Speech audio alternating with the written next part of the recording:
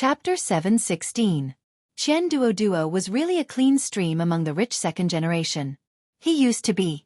In terms of financial resources, there were few families in the entire Feng state that could compete with the Qian family. In terms of background, the Qian family was backed by the third prince, Zhao Yi. Which poor scholar could afford to offend him? Such a person had always suffered from the cold eyes and ridicule of others, but he just wanted to buy a poem to show off. How did the Qian god of fortune teach his son? If it was someone else, they would have lost a few lives. When he encountered difficulties in the Qi kingdom, it was because of Qian Duo that he survived 2 financial crises. Just because Qian Duo called him brother, he would definitely help him. In order to prevent him from walking down the wrong path, he had said those words after careful consideration. Qian Duo obviously had not experienced the ugly baptism of the secular world. After Li Yi's words, he fell into deep thought. I understand. When Li Yi was about to finish his cup of tea, Qian Duo suddenly stood up with a look of enlightenment on his face. Li Yi glanced at him and asked, "What do you understand?" Spend the least amount of money and do the most things. You can't just think about throwing money. You have to do things cleverly. Qian Duo's face showed a thoughtful expression. Every penny should be spent just right. That's what my father taught me. Li Yi nodded. Qian Duo understood the essence of those words so quickly. The boy was worth teaching. So, Qian Duo turned to look at him and asked, "When are you going to pay me back?" This was a bit like burning the bridge after crossing the river. Just now, he had taught him so many life philosophies and guided him in the right direction. He hadn't even mentioned taking the money, but he was showing off first? This is different. Qian Duo looked at him and said seriously, "Thank you for your advice just now. I have benefited a lot. How much is that worth? Brother, name a price and I will give it to you immediately." He changed his tone and said, "But brother, you owe me a penny. You have to pay me back." Seeing his serious look, Li Yi began to admire the god of wealth's upbringing. To be able to raise such a son, it was enough to show that the god of wealth could climb to such a position in a short time, not entirely because of Zhao Yi. Li Yi had a look of appreciation on his face. He nodded and said, "The return event is over. I don't have any money." The nature of today's banquet could be considered as half a family banquet for the Lin family. The members of the Lin family were only a small part of them. Most of them were the shopkeepers and managers of the shops under their name. Although the Lin family was not considered a big merchant, there were still some smaller merchants that depended on them, including the Bai family, the Ma family, and the Su family. Due to the close business relationship between the 4 families, they would often attend such occasions. At this time, most of the Lin family members had gone inside. Most of the people outside were outsiders. Those small merchants and the shopkeepers and managers of the Lin family were chatting with each other. They looked in a certain direction from time to time, and their faces were full of doubt and surprise. There were many rich families in Feng State City. There were also a few families that had dozens or even hundreds of years of history, which the Qian family could not compare with. However, those high and mighty families had nothing to do with them. The Qian family, whose businesses were all over Feng State, was closely related to them. If the god of wealth was dissatisfied with them, he only needed to express a little bit, and these small businesses would face the danger of collapse. The god of wealth would not come to the Lin family for no reason and put on such an attitude. The Lin family was probably lucky this time. They had climbed up this high branch. Wouldn't they be rolling in money in the future? The shopkeepers and managers of the Lin family were naturally delighted. The bigger the Lin family's business was, the higher their status would be, and the greater the benefits they would get. Those small merchants were naturally excited. Although they could not directly connect with the Qian family, it was not bad to be indirect. The Lin family was eating meat with the Qian family, so there should be some soup for them to drink, right? The Bai family, the Ma family, and the Su family did not know what was wrong with them. Originally, with their relationship, they would definitely benefit the most this time. However, they chose to fall out with the Lin family at this time. It would be difficult for them to get on the same boat this time. Shopkeeper Ma and shopkeeper Su were still standing at the door. They did not know whether to leave or stay. They had just fallen out with the Lin family, so it was not appropriate for them to stay here. It was too embarrassing. However, they could not let go of their worries. The Lin family was obviously not the same as before. If they really joined forces with the Qian family to do something to them, How could they live in the future? Bai Yu stood beside the two of them and looked in the direction that Qian God of Fortune had just gone. Then, she looked at the figure who was talking to young Master Qian on the other side. Her expression was a little uncertain. After a long time, there was finally some movement in the matter that everyone was concerned about. Surrounded by the crowd, Qian God of Fortune walked out from inside and said with a smile, "You're too polite." "It's settled then. The manager will discuss the specific cooperation matters with you when the time comes." The people present were not willing to let go of the opportunity to curry favor with Fengzhou God of Fortune. They all stood up and rushed over. This time, shopkeeper Ma and the other two were isolated. The three of them stood at the door, which was particularly conspicuous. He didn't want to argue with him over the matter of a copper coin. Seeing Lin Wanru walk over, Li Yi waved his hand at her and said, "Even though that's the case, it depends on my mood. That copper coin doesn't belong to you. If I want to give it to you, I'll give it to you. If I don't, you can't take it." Young Master Qian Duo still wanted to say something, but the woman behind him had already walked over. "Miss Lin." Qian Duo returned the greeting and turned back to continue carrying out his justice. Li Yi looked at Lin Wanru and then looked at Qian Duo. He signaled in the direction of the door with his eyes. Qian Duo was stunned and asked, "What do you mean? How could he be so insensible?" Li Yi looked at him again and said, "It means that you can go." Qian Duo looked back again and finally realized something. He turned around and walked in the direction of the door. After taking 2 steps, he turned back and reminded, "1 coin." After sitting down, Lin Wanru looked at him with some confusion and asked, "Young Master Qian, do you know him?" Li Yi nodded and said, "I've seen him twice." Looking at the situation just now, it did not seem like they had only met twice. Lin Wanru looked back but did not ask again. There were too many things about him that she could not understand. Li Yi looked at her and asked, "Have you negotiated with the Qian family?" Lin Wanru nodded and said, "I don't know why the Qian family wants to cooperate with us, but according to the way they just said, it will only be good for the Lin family." Seeing that there was still a trace of worry between her eyebrows, Li Yi asked, "What are you worried about?" "I always feel that, these days, it has been a bit too smooth." Lin Wanru shook her head and said, It's like someone is helping us.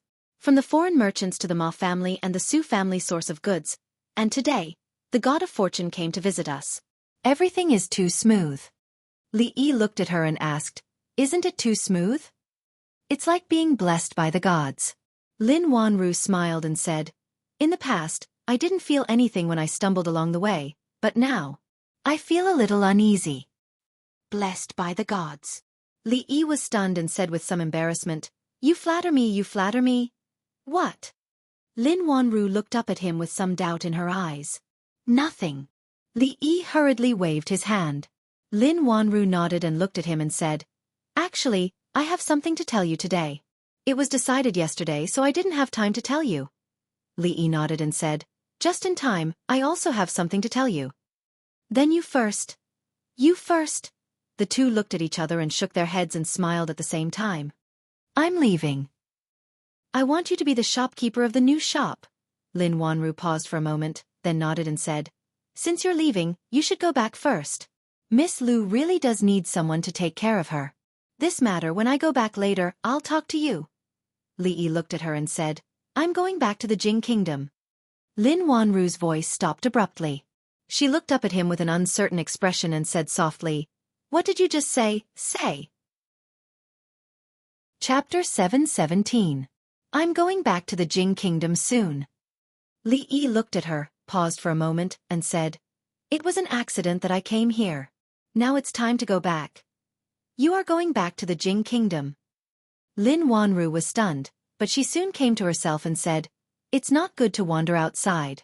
You have to settle down eventually. But what about Miss Lu? If you go back like this, will your family?" Li Yi shook his head and said, "I've talked to my family." In the end, he didn't intend to tell Lin Wanru everything. It was good to say goodbye like this, and the impact on her heart might be less. Lin Wanru thought for a moment and said, "When are you leaving?" "I'll arrange Brother Lin to escort you back, and bring some traveling expenses, which will be needed on the way." "We're leaving today." Li Yi shook his head and said, When we go back, there will be guards with us. We don't need to bother Brother Lin. Then, Lin Wanru looked around and said, there are still some things there. I'll go there first. When Lin Wanru got up, there were many people around. Wanru, do you have a candidate in mind for the manager of the new shop? Sister, is that the god of fortune money? Does the Chen family really want to cooperate with our Lin family? The people of the Ma family, the Su family, and the Bai family are back again. They are waiting there now. Would Wanru like to meet them?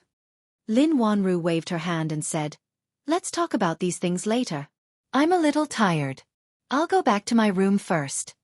The Lin family looked at each other. The new shop was about to open, and the god of fortune money personally came to visit. The Lin family could be said to be soaring today, and it was foreseeable that they would be rolling in money in the future. But she didn't seem to be in a good mood. When Lin Yong came back with a pot of hot tea, he looked around in surprise, scratched his head, and asked, what happened just now? They all looked very strange. Li Yi reached out to him and said, sit down, I have something to tell you. Lin Yong looked around and didn't find his Mississippi. Then he turned his head and said, what's the matter? Do you still remember the foreign businessman that day? Lin Yong nodded his head and said, I remember. You're the one who can't stop talking, right? After cooperating with the Chen family, the Lin family's business will grow bigger and bigger, and there will be more and more shops. In the future, you will often see those foreign merchants. You just have to cooperate with them like before. You can say these words to my Mississippi. I don't care what you say to me. Lin Yong asked in surprise, oh right, what are we eating tonight? Is it the same as yesterday? There is a box under the bed in the room next to Fong Lin Garden. After tonight, you can take it out and give it to your Mississippi. Lin Yong was even more surprised and asked, wait, what are you talking about? Why don't I understand? Li Yi took out a booklet from his arms and handed it to him, saying, don't forget to give it to her. You must give it to her in person. Lin Yong was stunned. He looked at him and asked, what on earth happened? Hurry up. On a street in Fengzhou City, a group of soldiers passed by quickly, and pedestrians gave way. What's going on? Are they going to arrest people again? Didn't they say that those people have been surrounded by the third prince? How can they come out? It seems that someone is going to be unlucky again. As the pedestrians on the street were talking, the young man in white who was walking in front urged again with a sullen face. Hurry up. If they run away, can you bear the responsibility? A man who looked like an official followed him and asked carefully, it's not good to arrest people so casually, right? The young man looked at him and said discontentedly, what do you mean by casually arrest people? I suffered serious internal injuries because of him. Can't your yamen do something about it? The accompanying officials lowered their heads and said nothing. County Magistrate Wu was in real trouble this time. He couldn't afford to offend any of these people from the capital. Although they were surrounded by the guards in the courier station a few days ago, the guards had retreated. Which official in Fengzhou dared to offend the first prince's people? County Magistrate Wu thought to himself, even if you have serious internal injuries, you should at least pretend to be more realistic. It's too arrogant to arrest people so aggressively. However, he should be arrogant. Several officials in the yamen had been arrested by them. As a small county magistrate, if he disobeyed them on this matter, they could use any reason to take off his hat and escort him to the capital. The young man urged, where is the Lin family? Are we almost there? County Magistrate Wu pointed to the front and said, it's just in front, almost there. A trace of pleasure appeared on the young man's face. Although he wasn't surrounded in the courier station like the censors, he was still depressed. If he didn't take revenge, he wouldn't feel at ease when he returned to the capital. He had to leave Fengzhou tomorrow. It wasn't easy for him to get an order from his cousin. What could a lowly businessman do? However, time was short. He had to let the two women go this time. What a pity. Do you remember everything? Li Yi looked at Lin Yong again and asked. Yes, I remember. Lin Yong nodded and immediately asked, what happened? You should tell me now, right? I'm leaving. Lin Yong was stunned for a moment and said, it's not too late to leave after you tell me what happened. As soon as he finished speaking, a voice suddenly came from the front. Who is Li Xian? Li Yi looked at him strangely and asked, is there a person called Li Xian here? Isn't that you? Lin Yong looked at him in surprise. Li Yi was stunned for a moment. He rubbed his forehead and said, "Sorry, I forgot." Lin Yong looked at him and then at the group of officials pouring in from the door. He was confused until a somewhat familiar young man walked in from outside. His expression finally changed. "Who is Li Xian?" A man in an official uniform stood at the door and asked loudly. Seeing the appearance of an official, everyone in the courtyard was stunned at first, and then they were all surprised. The Lin family was really troublesome today. First, the Ma family, Su family, and Bai family came to quarrel with each other. Later, the money god came to cooperate with them in person. As soon as the money god left, the officials came to the door. Didn't these people really discuss it? Who is Li Xian? I don't know. I've never heard of such a person in the Lin family. Is that the county magistrate? Why is the county magistrate here? Did the Lin family get involved in a lawsuit? The county magistrate's arrival brings light to the Lin family. While people were whispering timidly, the third master of the Lin family had already greeted the county magistrate with a frightened face. He asked cautiously, "May I know why the county magistrate has come to the Lin family?" "There is a person named Li Xian who is suspected of beating an official of the imperial court. Is he in the Lin family?" The third master of the Lin family was stunned and said, "No, there is no shopkeeper surnamed Li in the Lin family, and there is no one named Li Xian among the servants." As soon as he finished speaking, someone came from the side and whispered, "Isn't the accountant brought back by the eldest sister called Li Xian?" Chapter 7:18. Beating up an official of the imperial court? Bai Yu, who was standing behind the crowd, was startled. He naturally knew who Li Xian was and had even personally investigated him. He was the scholar who lived next to Fragrant Forest Park. Previously, he had embarrassed himself in front of Lin Wanru. Bai Yu naturally did not have a good impression of him. This person actually dared to beat up an official of the imperial court, and even caused the county magistrate to come looking for him personally. This was truly gratifying. In an instant, Bai Yu's gaze immediately turned into a mocking one. The third master of the Lin family was also startled when he heard this. Then, he seemed to have thought of something and turned his head to look in a certain direction. At a table in the back, a young man slowly stood up. The scholar that Wanru had picked up had initially caused a small disturbance in the Lin family. After all, the position of an accountant was very important. No one would feel at ease handing it over to an outsider. However, it was later discovered that this was not a measure taken by the young mistress of the Lin family to further monopolize the power. The scholar's title of accountant was just a title. It was said that he only stayed in the small courtyard next to Fragrant Forest Park and rarely went out. The family had their own guesses as to whether he was an accountant or a lover. However, this had nothing to do with their interests, so they gradually stopped paying attention to it. As time passed, they even forgot his name. He did not expect to hear his name again from the county magistrate's mouth. The third master of the Lin family was slightly angry. This scholar ate the Lin family's food and lived under the Lin family's roof.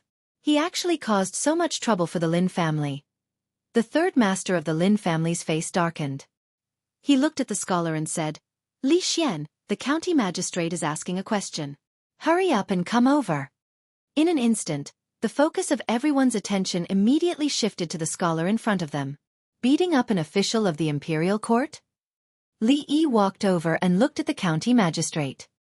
He asked, "May I know where the official of the imperial court that you mentioned just now is?" County magistrate Wu frowned slightly and said, "Come with me to the county office and you'll know." Although there was something fishy about this matter, there was no need to make the first prince unhappy over an unimportant person and bring unnecessary trouble to the third prince. "If I tell you to go, then go. Why are you talking so much nonsense?" The third master of the Lin family frowned and said, "Hurry up and go." In the crowd, the sloppy old man threw down the chicken leg. Li Yi secretly made a gesture to him. The old man shook his head and picked up the chicken leg again. Li Yi didn't look at the Lin family's third master. He glanced at the young man standing behind the constables, who was looking at him with a mocking expression. He shook his head slightly. Before he left, he didn't even let him have some peace. It seemed that it was necessary to see Zhao Yi yesterday. Otherwise, after he left, who knew what would happen to the Lin family? Li Yi glanced at the county magistrate and said, "Let's talk outside." "Wait. A voice came from behind. Lin Wanru walked to the county magistrate and said, "I was also there that day. Please take me away with you." The third master of the Lin family's third master's face changed and he said, "Wanru, what are you doing here? It's none of your business here. Go back quickly." Just now, he wanted to take away the power in Lin Wanru's hands. But just now, the money god obviously came to the Lin family for her. The future of the Lin family depended on her. Now, she couldn't have anything happen to her. Li Yi turned to look at Lin Wanru and said, "It's really nothing serious. Just make it clear." Lin Wanru looked away from the young man behind the constables and looked at the county magistrate. She said, "Aren't we going to the county office? Let's go." Lin Yong looked anxious and said, "Miss, don't go. It's obviously that bastard's." Lin Wanru glanced at him, and Lin Yong immediately closed his mouth. "Let's go." County Magistrate Wu glanced at her and said lightly, "There wasn't much difference between a scholar with no background and a merchant's daughter. Although the matter wasn't destined to be too serious, judging from the intentions of the person behind him, the scholar would probably suffer some physical pain. Sir, I don't think it's so troublesome," Li Yi said with a smile as he stuffed something into the county magistrate's hand.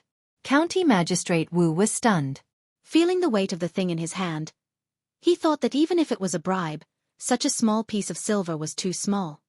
His face darkened and he said, "Presumptuous! How dare you bribe me?" "Guards," as County Magistrate Wu said. He raised his hand and intended to throw the silver on the ground fiercely in order to show how impartial and upright he was. Before throwing it, he took a casual glance at it. In an instant, his eyes widened as his arm froze in the air and he couldn't move his eyes away anymore. This jade pendant had just been sent to King Feng's mansion by him some time ago. Today, when he saw it again, it still felt the same.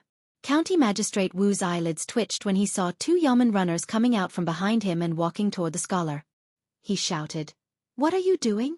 The two yeoman runners looked over in confusion. "Sir, didn't you ask us to?" "Shut up!" County Magistrate Wu's face darkened. When he turned around, his expression melted like the spring rain. He put the jade pendant back in Li Yi's hand and said with a smile, "This jade pendant can't be thrown around. Please keep it." Li Yi asked with a smile, "Sir, are we still going to the county office?" "No, I'm not going." County Magistrate Wu shook his head fiercely and said, "I'm sorry to disturb you. We'll leave now, right now." Li Yi put away the jade pendant. Zhao Yi did not lie to him.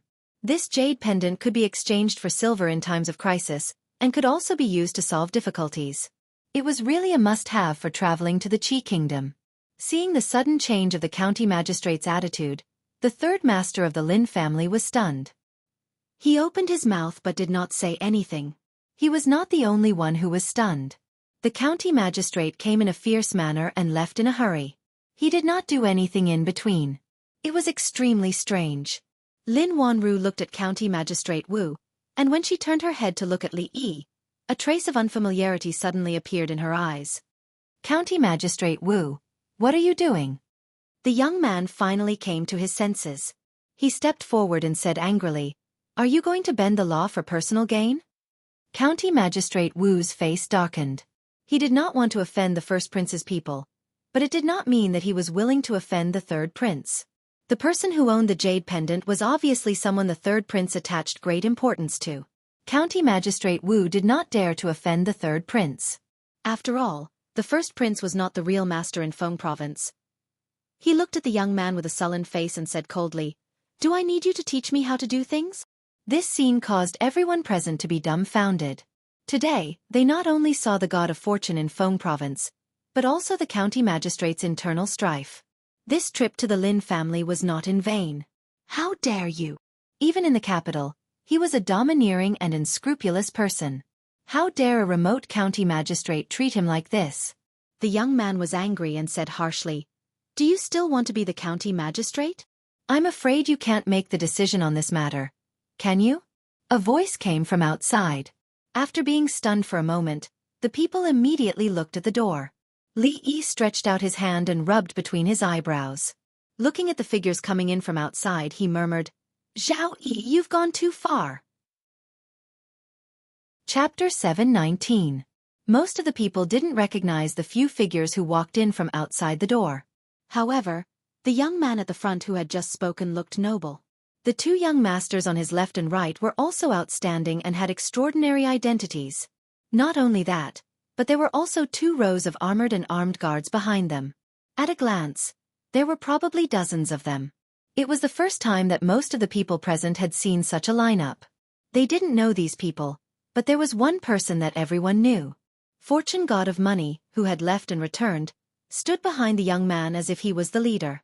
It was completely different from the situation where he was surrounded by stars. Zhao Xiaofan, Yang Yanzhou. Lin Wanru looked at the 2 people on her left and right. When her gaze moved to the face of the person in the middle, she finally revealed a shocked expression. Your Highness King Feng. Who's talking? The young man was in a fit of anger. When he was suddenly rebutted, he subconsciously wanted to turn around and scold back. However, when he turned around and saw the person who walked in, he immediately became dispirited. He trembled and involuntarily took a few steps back, swallowing the words that were already in his throat. Feng Feng. Your Highness King Feng. Although his identity wasn't ordinary and he had the right to be arrogant, he also knew that there were 2 people in Feng province that he couldn't afford to offend. One was his cousin, the eldest prince of the Qi kingdom, Prince Hang, Zhao Zheng. The other was the true ruler of Feng province, King Feng, whom even the eldest prince didn't dare to provoke. He did provoke, but the result wasn't good. The relay station where he lived was surrounded by 1,000 guards. Although his freedom wasn't restricted, he was humiliated, lost the hearts of the people, and even lost his credit. At this moment, he was even more depressed than County Magistrate Wu. Greetings, Your Highness King Feng. County Magistrate Wu bowed apologetically and secretly wiped his cold sweat. As expected, this person's relationship with His Highness King Feng was extraordinary. Not only did he give the jade pendant that represented his identity to King Feng, but he also came personally. If County Magistrate Wu hadn't been quick-witted just now, he would have made a big mistake. If they didn't hear the young man's trembling voice clearly just now, they finally heard the County Magistrate's words just now, which were spoken fluently and clearly in the official language. King Feng. The 3rd master of the Lin family trembled as he said this, and immediately knelt down. When the crowd regained their senses, they also lowered their heads and knelt down. Unless it was a special occasion, the people of the Qi kingdom did not have to kneel to the officials. However, the person in front of them was a genuine prince, the Lord of Feng province. In this place, his reputation was unparalleled. They held this name in awe and veneration. Walala. Even the thick-skinned Lin Yong knelt down without hesitation. In the entire courtyard, the only people who hadn't knelt down in front of Zhao Yi were a sloppy old man who was sitting in a seat and eating a chicken drumstick, Li Yi who stood there with a helpless expression, and Lin Wanru who hadn't knelt down because he was holding her wrist. Lin Wanru looked at him and said in a panic, "This is His Highness King Feng. You can't be rude." In the crowd, Bai Yu raised his head and took a look. After being stunned for a moment, a gloating expression quickly appeared on his face. "Come in and talk." Li Yi sighed and turned to walk inside. Lin Wanru was pulled by him. She stared blankly at the people in front of her and unconsciously followed him in. "I'm a little presumptuous. Brotherly, please don't take offense."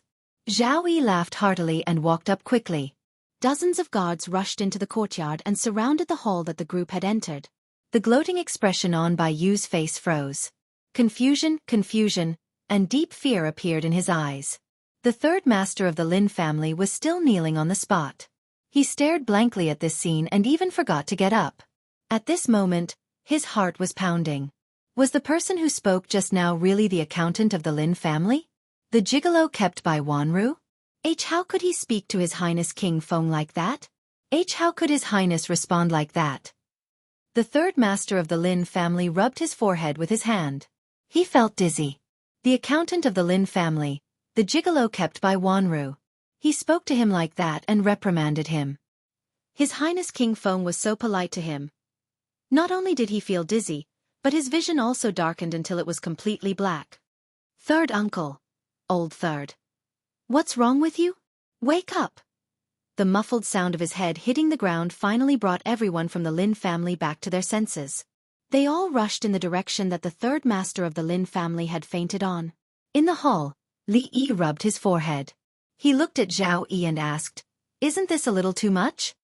Zhao Yi shook his head and said, "I'm leaving for the capital tomorrow. I can't disappoint Brother Li, so I thought it was better to come personally." Zhao Yi took a sip of tea and glanced at Lin Wanru. He then looked away and said, "This way, even if I leave, no one in Feng province will dare to make things difficult for the Lin family." "Are you satisfied with this, Brother Li?" Lin Wanru was stunned. The hand that was pouring tea for Li Yi also trembled slightly. Li Yi waved his hand and said helplessly, "Thank you." The third prince's visit to the Lin family was much more useful than Fatty Qian's visit. In the future, no one in Feng province would dare to do anything to the Lin family, even if they had the guts of a bear or a leopard. However, the problem was, how could he cover up this matter? Moreover, before you leave, Zhao should see you off. Zhao looked at him and added, "Don't forget that you still owe me a meal." Li Yi was stunned and asked, "Didn't I pay you yesterday?" Zhao looked at him and said, "Brother Li, did you forget that you didn't pay the bill yesterday? One treats and the other pays."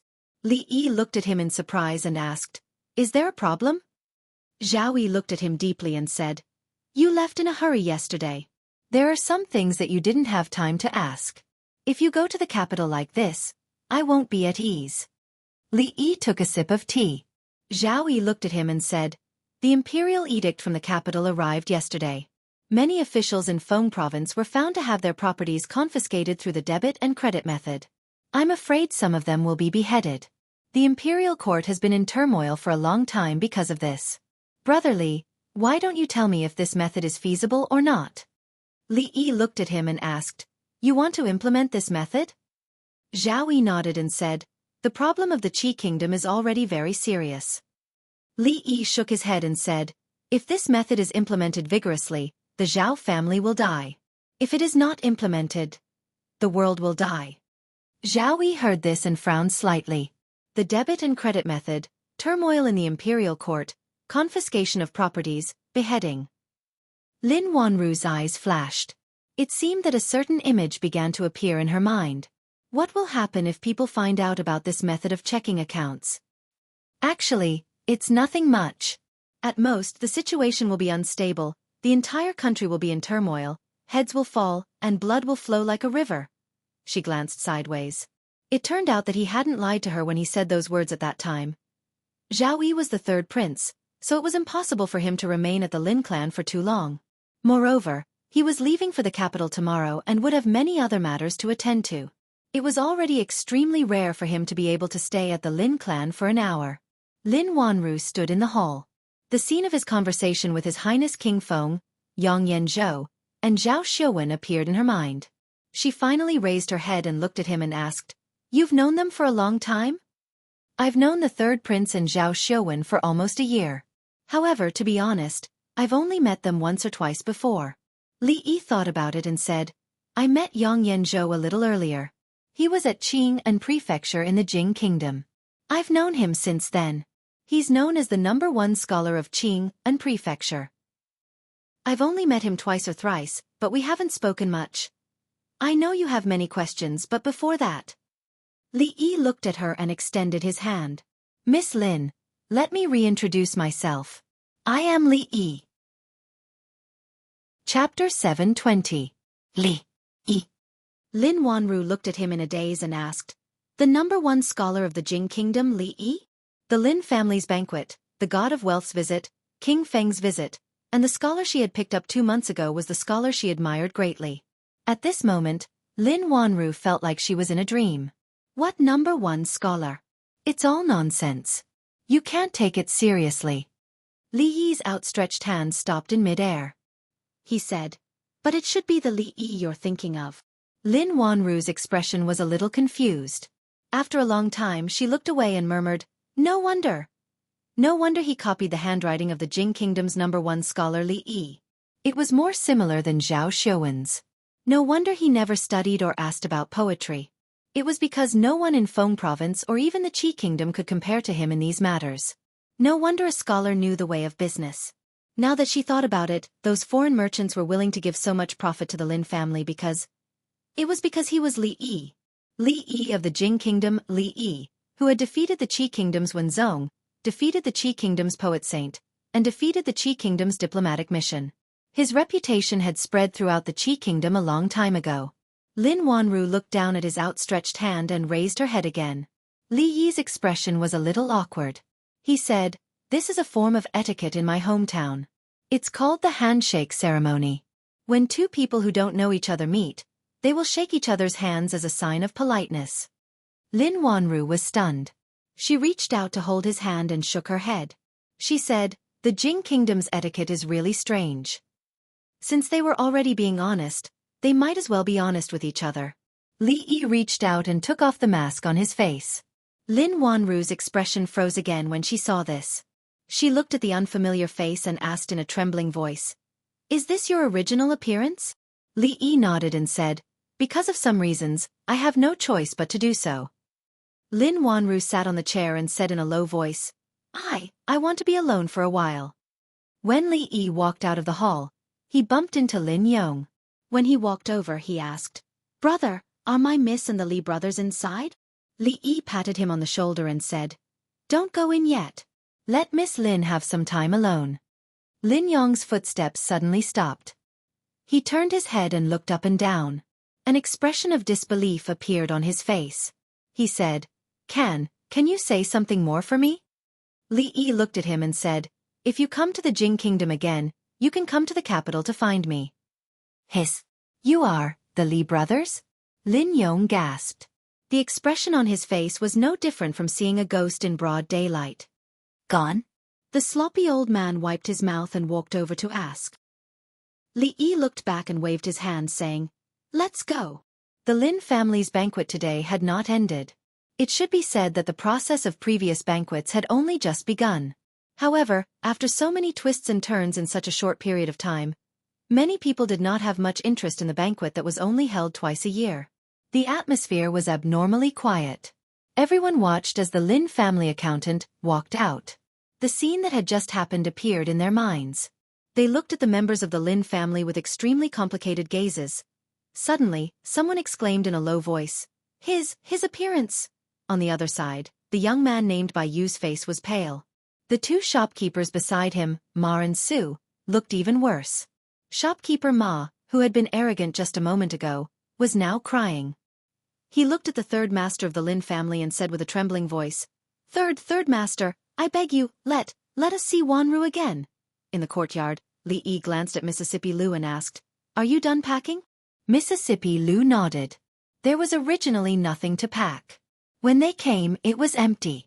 When they returned, there was nothing but a few clothes and a chest filled with gold.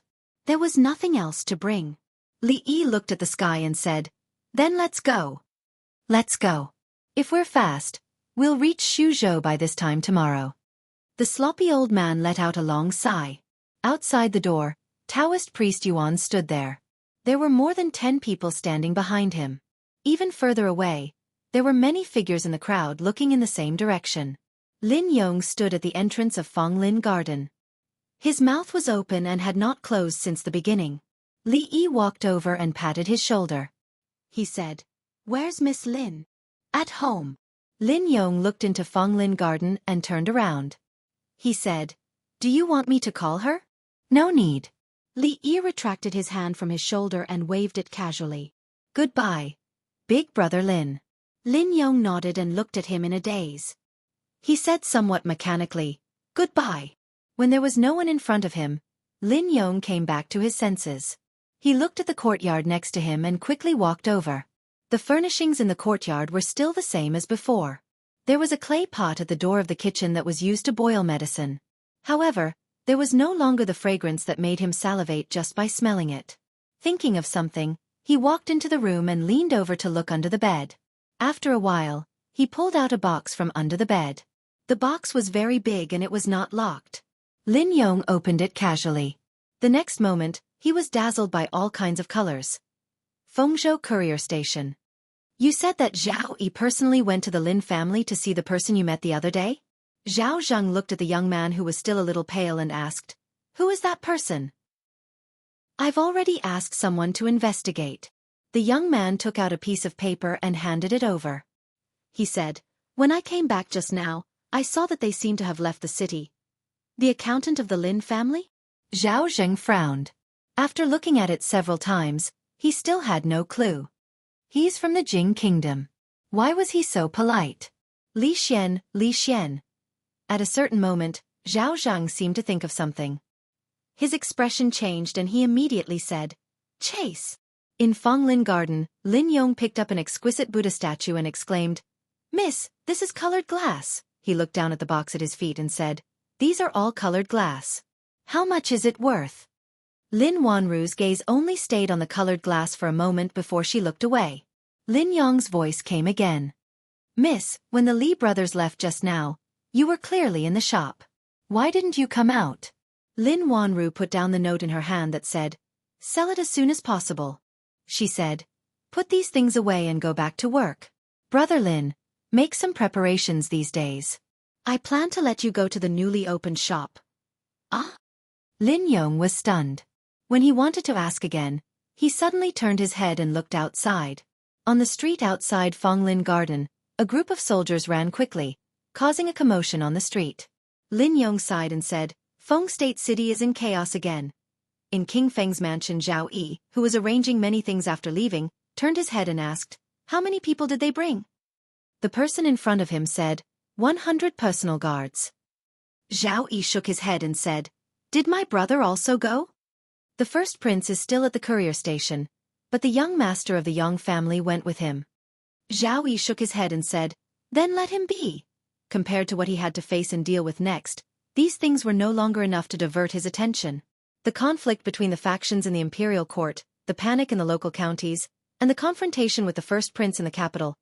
Zhao Yi rubbed the space between his eyebrows and murmured, "You left so quickly." Chapter 721. Outside Fengzhou City, Li Yi stood at the foot of the city wall and looked up. On the towering city wall, the two words, Fengzhou, were particularly majestic and majestic. At first glance, one could tell that it was written by a famous master. He looked at the city gate again. After leaving this time, it was uncertain whether he would come back here again. He felt a little guilty about Lin Wanru. She had always taken good care of him in Mississippi Lu, but in return, she had lied to him. Although the lies were kind, Li Yi still could not face her calmly before leaving. After a while, he collected all his thoughts, turned to look into the distance, waved his hand, and said softly, "Let's go." Half an hour later. Go after them. Inside Fengzhou City, a group of fast horses galloped out. The young man in the front was full of excitement and said loudly, "His Highness has ordered that whoever catches them will be heavily rewarded." On the official road, pedestrians and peddlers gave way. The horses galloped, stirring up smoke and dust. In Fonglin Garden, Lin Wanru slowly closed the booklet in her hands. The description on it was extremely detailed and detailed the path that Fragrant Forest Garden would take in the future. Even though she still could not understand some of the methods, she did not doubt it at all after her previous experience. According to this plan, in the end, she did not need to do most of the things in the shop by herself. She only needed to make some important decisions occasionally. At that time, it seemed that she would have a deeper control over the Lin family's business than it was now. If she had obtained such a thing 2 months ago, she would have regarded it as a treasure and would have attached great importance to it. But now, she was not interested in it at all. She picked up the teacup and took a sip. The tea was still red dates and wolfberry tea, but it did not have the same taste as yesterday. The sun was about to set in the west. After leaving Fonglin Garden, the light in the small room gradually dimmed. Lin Wanru looked at the teacup without any expression on her pretty face. She just sat there quietly. After an unknown period of time, this trace of silence was finally broken. Lin Yong walked in from outside, gently knocked on the door and said, "Miss, the steward of the Chen family is here." "Got it. Let him wait outside for a while." Lin Wanru nodded and slowly stood up. There was no fluctuation in her tone as she spoke. Lin Yong's eyes were a little dazed. He only felt that there seemed to be something different about the miss at this moment. Feng jumped down from a carriage and said, "Son-in-law, there's no hurry to go back. There's a town ahead. Let's rest here for a while. We'll be able to make it back before it gets dark." A team of more than 100 people naturally couldn't carry all kinds of weapons on their waists and swagger through the streets like this. At least, they couldn't do that in the Qi kingdom. The goods on the carts were real goods. This time, they had traded glass for a lot of good things from the Qi kingdom. When they went back they could take them with them. Li Yi nodded and said, "Then let's rest for a while." Feng and the others had traveled almost day and night from the capital city for a month. After arriving in Fengzhou, they didn't have a good rest, so they didn't have to rush back. There seemed to be some grievances between the sloppy old man and the Taoist surnamed Yuan. Usually, they didn't bother to talk to each other. At this time, they were on their own side. Feng saw him take out a milk candy from his bosom and throw it into his mouth. He smacked his lips and said, "Hey, Chief Su, give me one." The sloppy old man glanced at him and said, "Not many. Don't be so stingy. Just this once. Don't do it again." A candy flew over from a distance. Feng peeled it and threw it into his mouth. He said, "I thought we were going to do something big with so many people. I didn't expect to come back so easily." "Want to do something big?" Li Yi looked back and said, "Here's your chance." Old Feng turned his head to look behind him, and his expression froze. At the same time, many people around him stood up and looked in a certain direction. They saw smoke and dust billowing in front of them. Occasionally, the neighing of horses could be heard. A young man on the horse urged, "Hurry up. They won't be able to go far in the carriage. They should be right in front." Seeing that there seemed to be a caravan in front of them, the young man hurriedly reined in his horse and shouted, "The people in front, stop!" He dismounted and swept his gaze across the crowd. He waved his hand and said, "It's nothing. You can go." Before he could finish his sentence, his gaze suddenly stopped on the face of a woman in front of the crowd. After a moment of shock, he said with joy, "It's them. Capture them all." He waved his hand. The 100 personal guards behind him immediately dismounted and surrounded the entire caravan. Although the other side seemed to have a lot of people, these people were all the personal guards that Prince Hang had carefully selected. Even if they had to face bandits several times their number, they didn't have to be afraid or worried at all. The young man stood at the front and shouted, "Where is Li Xian? Hurry up and come out." Bang! As soon as he finished speaking, he suddenly felt a pain in the back of his leg. He could not help but kneel on the ground. He raised his head and was about to scold them when he saw that the faces of the people inside were all wearing a smile that he could not understand. What he did not understand was where these people had taken out their weapons in the time it took for them to lower their heads. "Everyone, hurry up. Don't waste time." Feng clenched his fists and was the first to walk out. To let the same number of experts from the heaven ranking and earth ranking, as well as the high priests of the intelligence office, deal with these so-called personal guards who at most had some skills, even if there were a few among them who could be considered to be capable, they would not be able to last long against these people. Even the sloppy old man and the Taoist surnamed Yuan did not make a move. In just a short while, among the 100 people, not a single one was still standing. The young man who was still kneeling on the ground was already pale. His body was still trembling and he said in a trembling voice, "IIWE are the personal guards of the eldest prince. If you dare to do anything to us, you will not be able to walk out of the Qi kingdom." The eldest prince's personal guards? Feng cracked his knuckles and said, "Young master, I have a bold idea." Zhao Yi walked out of the Fengzhou courier station and sighed slightly. He had originally planned to leave for the capital today, but now he had to postpone his journey. The young master of the Yang family had disappeared. 100 personal guards of the eldest prince had been stripped naked and tied up in a forest outside Fengzhou city. They were only found in the early hours of this morning.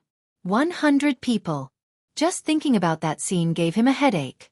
Although he had long expected that the people sent by the eldest prince would fail, he did not expect that it would be in such a way. The eldest prince had long been disgraced. It was not a big deal for him to be disgraced again. However, he could not pretend that he did not see such a thing happening in Fengzhou. Moreover, the missing young master of the Yang family could be considered as an imperial censor. Although it was only a temporary position, it would be difficult to explain it to the Yang family. Zhao Zheng walked out with a dark face and said coldly, "Who did you let go? If you can't give me an explanation for this matter, you will have to explain it to my father when we return to the capital." As soon as Zhao Zheng finished speaking, an official rushed over and said loudly, "Your Highness, there is an urgent report from Bingzhou. Last night, several imperial censors and 100 personal guards of Prince Hang entered Bingzhou and gathered the officials of Bingzhou. Under Prince Heng's order, the officials of Bingzhou were asked to confess their mistakes and use silver to atone for their crimes. At dawn, they left Bingzhou with 600,000 taels of silver. A bunch of nonsense. Zhao Zhang was stunned when he heard this. In the next moment, his expression changed and he said coldly, "The Imperial censors are all at the relay station. When did I give such an order?" Because of the matter of the silver. He was already at the heart of the struggle. There were countless opinions among the people, and there were many voices of dissatisfaction with him in the imperial court. The word silver for discussing guilt could not even be mentioned now. How could he do such a stupid thing? According to the official who just arrived from Bingzhou, those people had the token of Prince Heng's residence and had verified the identity of Imperial Censor Yang. Zhao Zhang was stunned for a moment. As if he had thought of something, he immediately asked, "Is that Imperial Censor called Yang Tsong?" The official replied, "Yes." Zhao Zhang stood there in a daze. He felt his vision darken and the world around him was spinning. Seeing Prince Heng collapse, the official immediately rushed forward and said in a panic, "Your Highness, Your Highness, Your Highness, are you all right?" The original plan might have to be slightly altered. Yang Liuqing took out a map and spread it on the table. He pointed at a place in front of them and said, "Marshal Uncle, with our current speed, it will take us 1.5 days to reach Chongzhou. If we travel at top speed from Fengzhou, we can reach there in a day. So we can't go back through Chongzhou. Is there any other way?" Yang Liuqing nodded. He used his finger to draw on the map and said, "If we go west from here, we can go around Chongzhou. It might take us a few days, but it's safe enough." Although they had 2 grandmasters and over 100 top-notch martial arts masters, it wouldn't be a problem for them to break through a city that wasn't heavily guarded. They had to go back. It was better not to cause so much trouble. If they really did that, they were afraid that casualties would be unavoidable. It was not worth it. Li Yi looked at the map. Yang Liuqing explained, "If we go west from here for another day, we will almost reach the border of the Wu Kingdom. We can go around here. This is the chaotic land where the Qi Kingdom, Jing Kingdom, and Wu Kingdom intersect. If we go through here, we can go around Chongzhou. In another 2 days, we will reach Xuzhou." Fang asked doubtfully, "Didn't you say that place is very chaotic? I heard that there are countless mountain bandits and bandits running amok. Will there be trouble?" Yang Liuqing shook her head and said, "This mountain range stretches on and on. There are countless mountain bandits and bandits here. But the really powerful mountain bandits are all in the depths. The power is complicated, and the specific situation is not that simple. In short, there are only some small bandits on the periphery. There are no more than dozens of people, so there's nothing to be afraid of." Li Yi looked at her in surprise and asked, "You are very familiar with this place?" Yang Liuqing was stunned. She nodded and said, "I learned about it when I came here. There shouldn't be much difference." The slovenly old man looked at Yang Liuqing meaningfully and spat out the chicken bone in his mouth. He said, "This girl is right. Although that place is a little chaotic, as long as we don't go too deep and encounter those hard-to-chew bones, there won't be any big problem." Even the slovenly old man said that it was hard to chew bones. It seemed that that place was really not simple. Li Yi looked at the map carefully. This time, they just passed the periphery, so there shouldn't be any problem. He nodded and said, "Then let's go here." King of Shu's mansion, Xuzhou. King of Shu paced anxiously in the hall with a gloomy expression. When footsteps came from outside the hall, he immediately asked before the person who came in said anything, "How is it? Any news from there?" The person bowed and said, "Your Highness, I have confirmed it from the people of the Secret Intelligence Office. They did find County Marquis Li in the Qi Kingdom and will come back soon." Bang! Sure enough, he is in the Qi Kingdom. King of Shu punched the table and squeezed out a few words through his teeth. These days, he had almost mobilized all the government offices in Xuzhou, and even sent out the guards of the king's mansion. In order to find him, he had spent a lot of effort. He didn't expect that Li Yi was not in the Jing Kingdom or Xuzhou at all. Didn't that mean that all the effort he put in was for naught? Thinking of this, King of Shu immediately felt that he had been fooled. One person thought for a moment and said tentatively, "Your Highness, they will return to Xuzhou eventually. Why don't we?" Xuzhou has now been taken over by the Secret Intelligence Office. In the crowd, Jiang Zian glanced at the person and said, "At first, General Fan thought the same as you. Now grass can grow on his grave." Thinking of something, the person stopped talking and his face immediately turned pale. The people of the Secret Intelligence Office from the Jing Kingdom wanted to take over the military power on the first day they arrived in Xuzhou. Xuzhou was far away from the emperor, so the orders from the Jing Kingdom had little effect here. It had always been like this. On that day, a garrison general said that the request of the Secret Intelligence Office was unreasonable and he would not hand over the power even if he died. As a result, he really died. He had just been buried not long ago, but not long after, grass would grow on his grave. King of Shu didn't speak, but the blue veins on his forehead couldn't help throbbing. As the first prince, he was suppressed every step he took in the Jing Kingdom and was even beaten in front of the civil and military officials.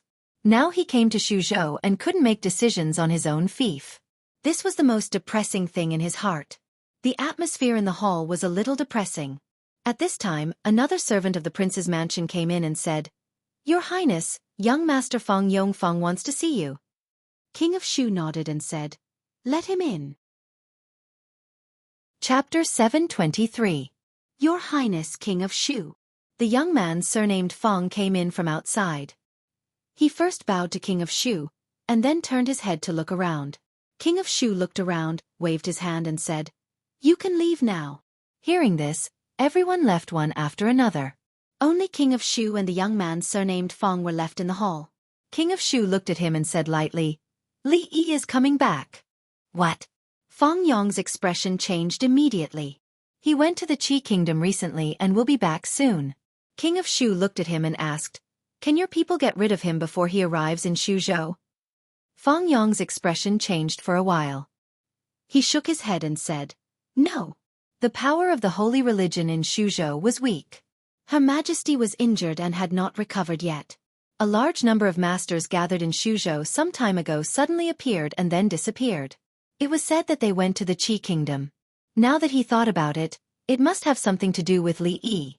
With the remaining power of the holy religion in Xuzhou, even if another guru came, they would be at risk of being destroyed, let alone so many masters. The right thing to do was to escape before they came back.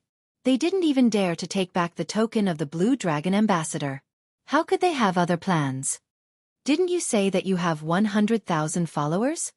King of Shu looked at him angrily and said, "Didn't you say that there are countless masters in your sect?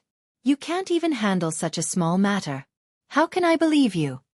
The young man surnamed Fang was expressionless. He lowered his head and said nothing. Hearing the voice of King of Shu coming from inside, full of anger and mania, the two guards at the door looked at each other and immediately became very cautious. At this time, His Highness could not be provoked. He would even severely punish them for not standing properly. This was not the first time such a thing had happened. Fortunately, it didn't take long before young Master Fang, who often came to the king's mansion, came out. He didn't look very good, and there was no sound in the hall. The two of them heaved a long sigh of relief because they didn't suffer any punishment because of their posture. Young Master Fang was in trouble. From the looks of it, he must have been scolded badly by the King of Shu. The two of them wiped the cold sweat off their foreheads. When they put down their hands, a voice came from the side. "Who allowed you to wipe your sweat?" The King of Shu looked at the two of them with cold eyes and said, "Each of you, go down and receive 50 strokes of the cane." The two of them looked at each other and tightened their grip on the sabers at their waists. In the end, they loosened their grip. At the same time, the youth surnamed Fang walked out of the King of Shu's residence. Two blue-robed men came forward and respectfully said, "Protector." Fang slapped his head again and said, "Don't talk so much nonsense. Lead the way." The bandit leader looked around. There were many people as strong as this strong man. One person could beat more than 10 of them. He couldn't help but sigh in his heart. They were all bandits, but why was the gap between them so big? Fang slapped him again and said, "You're still looking. It's just ahead." All the bandits sighed and felt sad. They were all bandits. Why did bandits make things difficult for other bandits?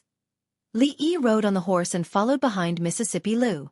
At a certain moment, he inadvertently looked up and saw the expression on her face and the flickering light in her eyes. He couldn't help but be stunned. 100 miles ahead, A group of nearly 100 people was slowly traveling on a rugged mountain path. Lady Feng, we've been walking for a day. Do you want to stop and rest? The man with the surname Feng lifted the curtain of the carriage and asked with concern. The middle-aged Taoist nun was sitting cross-legged in the carriage. Her face was pale and she looked rather weak. She opened her eyes and said, "It's getting dark. We'll go a little further and set up camp here before it gets dark." "Yes." The man with the surname Feng responded and immediately waved his hand behind him. He said loudly, "Move faster. We'll set up camp here before it gets dark." The man with the surname Feng tripped on a rock on the mountain path and staggered. After he steadied himself, he looked down and revealed an extremely gloomy expression. If it weren't for the fact that they were worried about running into Li Yi while traveling through Chong province, they wouldn't be able to fight against those martial arts experts with their current manpower. Why would they take this path? At this moment, his heart was undoubtedly filled with deep resentment towards that detestable name.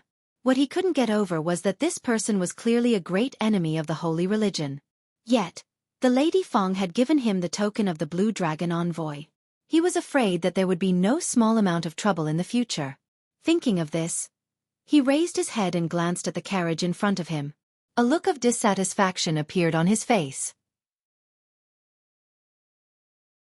Chapter 724. Feng Province, which had been shrouded in darkness for a long time, finally saw the light of dawn today. The reason was that the eldest prince and a group of supervising censors would leave Feng Province today. The actions of these people in Feng Province had a great impact on the people of Feng Province. Even a 3-year-old child knew that the first prince was not a good person. The words, supervising censor, were enough to stop children from crying at night. Of course, these people, including the eldest prince, had now become a joke in Feng Province. 100 personal guards made a fool of themselves in front of so many people. Early that morning, another censor with the surname Yang was sent back from Bing Province. He had been kidnapped by a group of robbers. Perhaps they were worried that the officials of the capital would be involved and the matter would be blown out of proportion, so they didn't make things difficult for him. Some insiders said that when the censor was sent back, other than becoming a bit deranged, there was nothing wrong with him. After the eldest prince and his entourage were sent out of the city gate, the entire Feng Province ushered in a carnival. The night market, which had not been open for a long time, was opened early when the sky had just darkened. Feng Province was brightly lit, and every family was in a jubilant mood. Lin Yong looked at the lights coming from the small courtyard next to Feng Lin Garden. He walked through the courtyard and knocked on the door, saying, "Miss, the shopkeepers of the Ma, Su, and Bai families have been standing in front of the Lin family's door for a day and a night. Old Master asked me to ask you if you want to see them." "It's too late. Let's talk about it tomorrow morning." After a long time, a voice came from the room again. "Tomorrow." Lin Yong nodded and looked up at the sky. There were no stars, so he shook his head and said, "Look at the weather, it might rain tonight." They are standing there in the cold. "I don't know where the Li brothers have gone to." In a small county town dozens of miles away from Feng Province. In the relay station, Zhao Zheng looked at Zhao Yi and said in a deep voice, "I was framed." Zhao Yi nodded and said, "I know. They kidnapped Yang Kong. He has the token of Prince Heng's mansion," Zhao Zheng said again. Zhao Yi nodded again and said, "I know. It's useless even if I know." He turned his head to look at Zhao Zhang and said, "In the end, the matter of discussing the silver of guilt was caused by Imperial Brother, and Imperial Father does not know." Zhao Yi sighed and said, "When you return to the capital this time, I'm afraid you have to make preparations." Zhao Zhang clenched his fists so tightly that his nails dug into his palms. He couldn't understand how he, the Grand Crown Prince of the Qi Kingdom, had ended up in such a predicament when he had the upper hand. Who was that master who didn't leave his name? Neither the eldest prince of the Qi Kingdom nor the eldest prince of the Jing Kingdom could figure it out. The King of Shu's eyes were bloodshot as he smashed an inkstone on the table. The inkstone struck the forehead of a guard who was kneeling below. Blood immediately gushed out, but the guard did not dare to wipe it with his hands. "Trash. All of you are trash. It's already been 3 days, and not a single clue has been found." The county magistrate of Yong County stood in the corner. Beside him, Zhang Ziyan lowered his head and said nothing. 3 days ago, the treasury of the King of Shu's mansion was ransacked by a group of bandits. They dug a secret tunnel from the outside all the way into the treasury. It was not discovered until the next day. At that time, the treasury was already empty. All the gold and silver treasures had been stolen. Not even a copper coin was left for the king of Shu. In other words, the king of Shu was probably the poorest prince in the Jing kingdom now. If it wasn't for his identity, he would be worrying about what to eat for his next meal. In the past 3 days, the king of Shu had lost count of how many times he had lost his temper. However, 3 days had passed, and the entire Shuzhou had not been able to find out who the culprit was. Jiang Ziyan could understand the king of Shu. If the small box he had hidden under his bed had been stolen, he might have been even more furious than the king of Shu. After all, the entire Shuzhou was the king of Shu's fief. He could easily plunder it a few times and obtain countless taels of silver. Jiang Ziyan's private savings were accumulated little by little. Get out, all of you, get out of here. If you can't get it back, don't come back to see me. The king of Shu overturned a few tables and chairs. Seeing this, the crowd immediately retreated.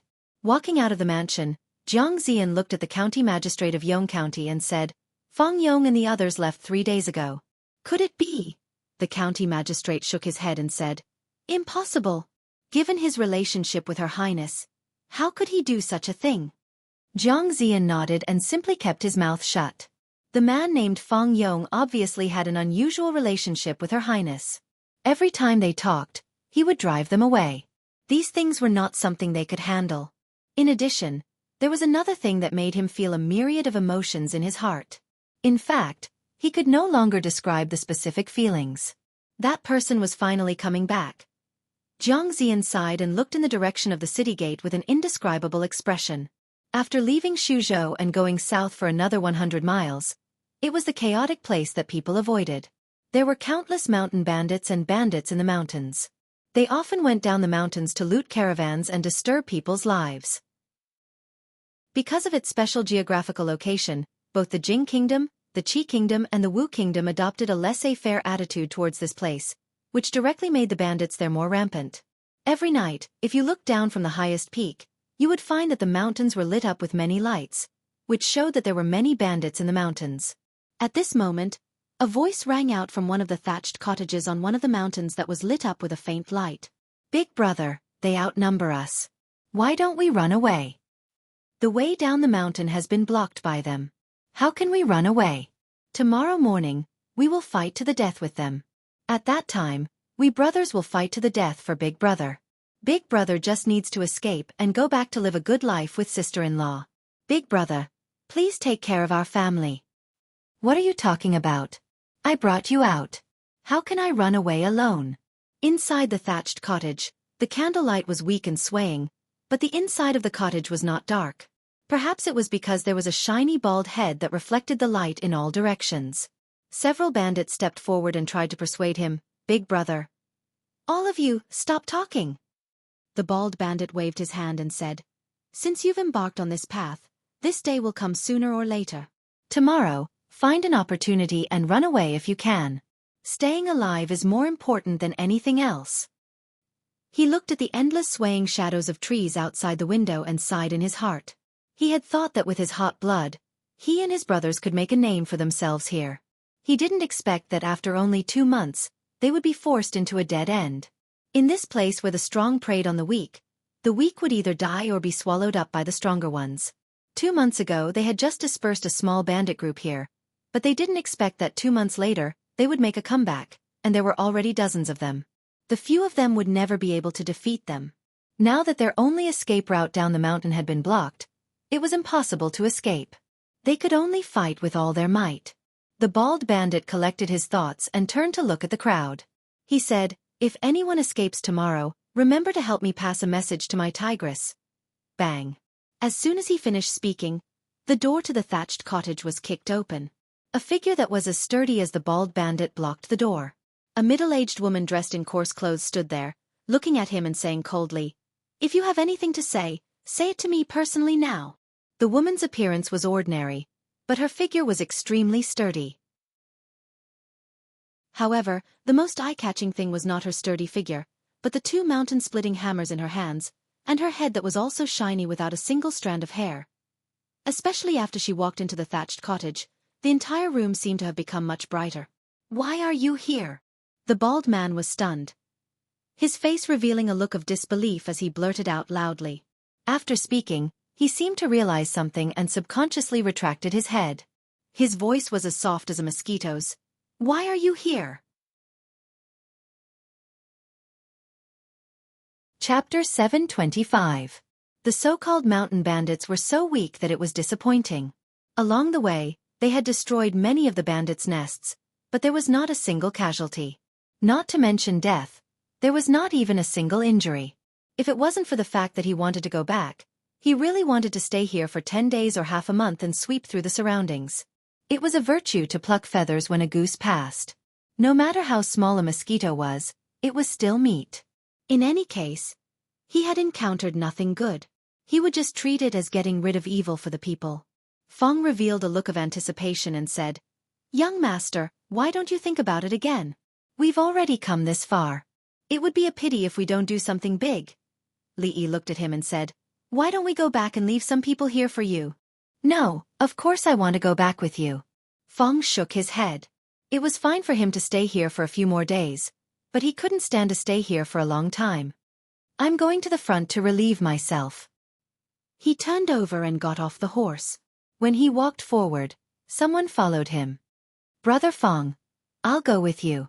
Li Yi turned around and asked Yang Liuqing, "How long until we get to Xuzhou?" Yang Liuqing replied, 2 more days. Li Yi calculated. From Xuzhou to the capital, if they traveled day and night like before and went by the nearest waterway, it would take about a month. It would be a little slower to go back, but it would take about a month and a half to get there. This time, he didn't leave home for a long time, less than 4 months, but it happened to be at a time when he shouldn't have left. But fortunately, everything was still in time. Not far behind Li Yi, the sloppy old man threw a candy into his mouth, shook the reins, and took 2 steps forward. He looked at Yang Liuqing and asked, "How is that old guy Yang Wanli? He's not dead yet, right?" Yang Liuqing glanced at him and said lightly, "I don't know what you're talking about, and I don't know any Yang Wanli." This old man still recognizes Cloud Piercer. Back then, Yang Wanli used this move to fight me to a draw. But that was a matter of decades ago. You weren't even born yet. The sloppy old man smacked his lips and said, "For the sake of martial arts, that old guy even gave up the throne. He definitely wouldn't teach this move to an outsider. Could it be that you're his daughter?" After saying this, he shook his head and denied, "That's also impossible. That old guy can't find a woman. He only likes swords, and no woman would like him. Could it be that you're his disciple? And I've never heard of him accepting a disciple." Yang Liuqing glanced at him and asked, "Dare I ask if Senior has a family?" The sloppy old man's expression froze. He looked at her and said with dissatisfaction, "Little girl, what do you mean by that? This old man is different from that old guy. This old man didn't have a family because this old man doesn't want to have one. Back then, this old man was also handsome and elegant. If you don't believe me, you can go back and ask that old guy Yang Wanli." Yang Liuqing glanced at him and didn't say anything. The sloppy old man's expression froze again. "What kind of attitude is that? Don't go, stop for this old man. Run, I want to see where else you can run to." A man with a black cloth covering his eyes and a scar on his face looked at the people in front of him. He waved his hand and said, "Capture them for me. Capture them alive. I want to properly torture this baldy." Behind the knife-scarred man, dozens of figures slowly approached the front. "Big brother." On the other side, seeing those people approaching, someone said in a low voice. The bald man said in a low voice, "We can only fight. Remember, staying alive is more important. Don't worry about me. If there's a chance, run." With that, he gripped the long sword in his hand tightly and took the lead to charge. The 2 bandits at the very front were first cut down by him. At the same time, 2 sharp lights went straight for his chest. Bang! Bang! After 2 muffled sounds, the 2 bandits were sent flying back. The bald woman held 2 giant hammers in her hands and stood beside the bald man. She said coldly, "If you want to touch my man, you have to ask the hammers in my hands first." The 10 or so bandits who were about to charge forward couldn't help but take 2 steps back. They watched as their 2 companions at their feet held their chests and vomited blood. They were actually frightened by the valiant bald woman. The scarred man rode on his horse and said angrily, "What are you still standing there for? Go. You people are afraid of a woman. All of you, go and capture them alive. We'll hold a banquet to celebrate tonight." The bandits received the order and suppressed the shock in their hearts. They raised the weapons in their hands and charged forward. "Kill. Come on. So what if you have more people? I'm not afraid." Although there were less than 10 people on the bald man's side, their momentum was not inferior in the slightest, and they fearlessly faced the enemy head-on. The bald man obviously had some skills. Ordinary bandits would be cut down by him in a single exchange. The valiant woman was even more powerful. The 2 giant hammers in her hands were extremely agile. If one was hit head-on, he would immediately be unable to get up. Even a graze would be extremely painful. "Surround them. Surround those 2 baldies," the scarred man commanded from his horse. Immediately, 2 groups of about a dozen bandits gathered together and surrounded the 2 of them. The rest of the bandits went to surround the others. 2 fists were no match for 4 hands. Although the bald man and his wife were slightly better, they could only protect themselves when surrounded by enemies several times their strength. It was difficult for them to break through. Seeing that his brothers had been subdued, the bald man was so angry that his eyes almost popped out of their sockets. When he tried to charge out with all his strength, a knife struck his leg and he immediately knelt on the ground. "My husband!" The valiant woman shouted and waved her hammers to force the crowd away. She guarded him by her side and gripped her hammers tightly. Her eyes coldly stared at the surroundings. The scarred man dismounted from his horse and came to the bald man's brothers who had been tied up. He waved his knife and said, "If you swing your hammers again, I will cut them once. I wonder how long these people can last." The valiant woman's expression finally changed. She looked down at the bald man and threw the 2 hammers to the ground. When the surrounding bandits saw this, they immediately put their weapons against his neck. The bald man lowered his head and said in a low voice, "I'm sorry.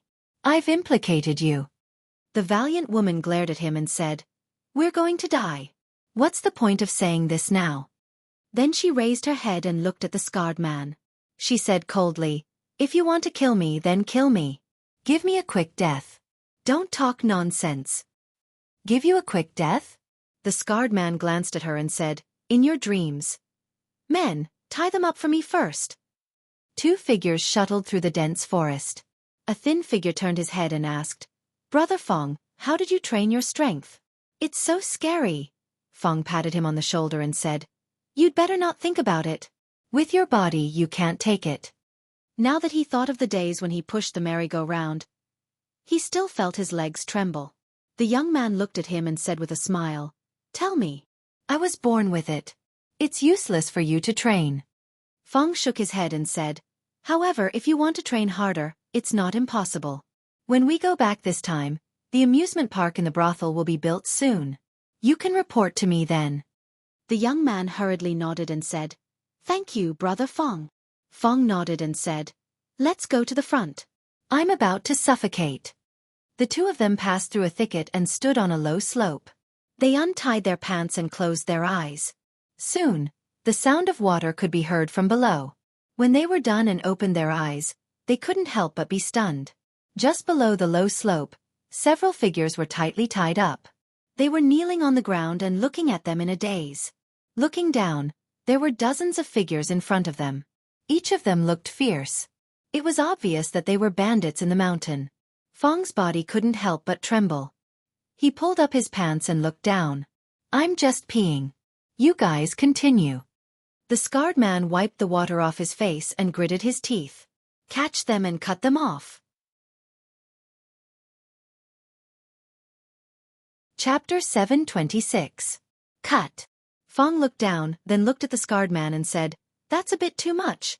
The scarred man suppressed his disgust and wiped his face with his sleeves, saying in a low voice, "They should be their accomplices.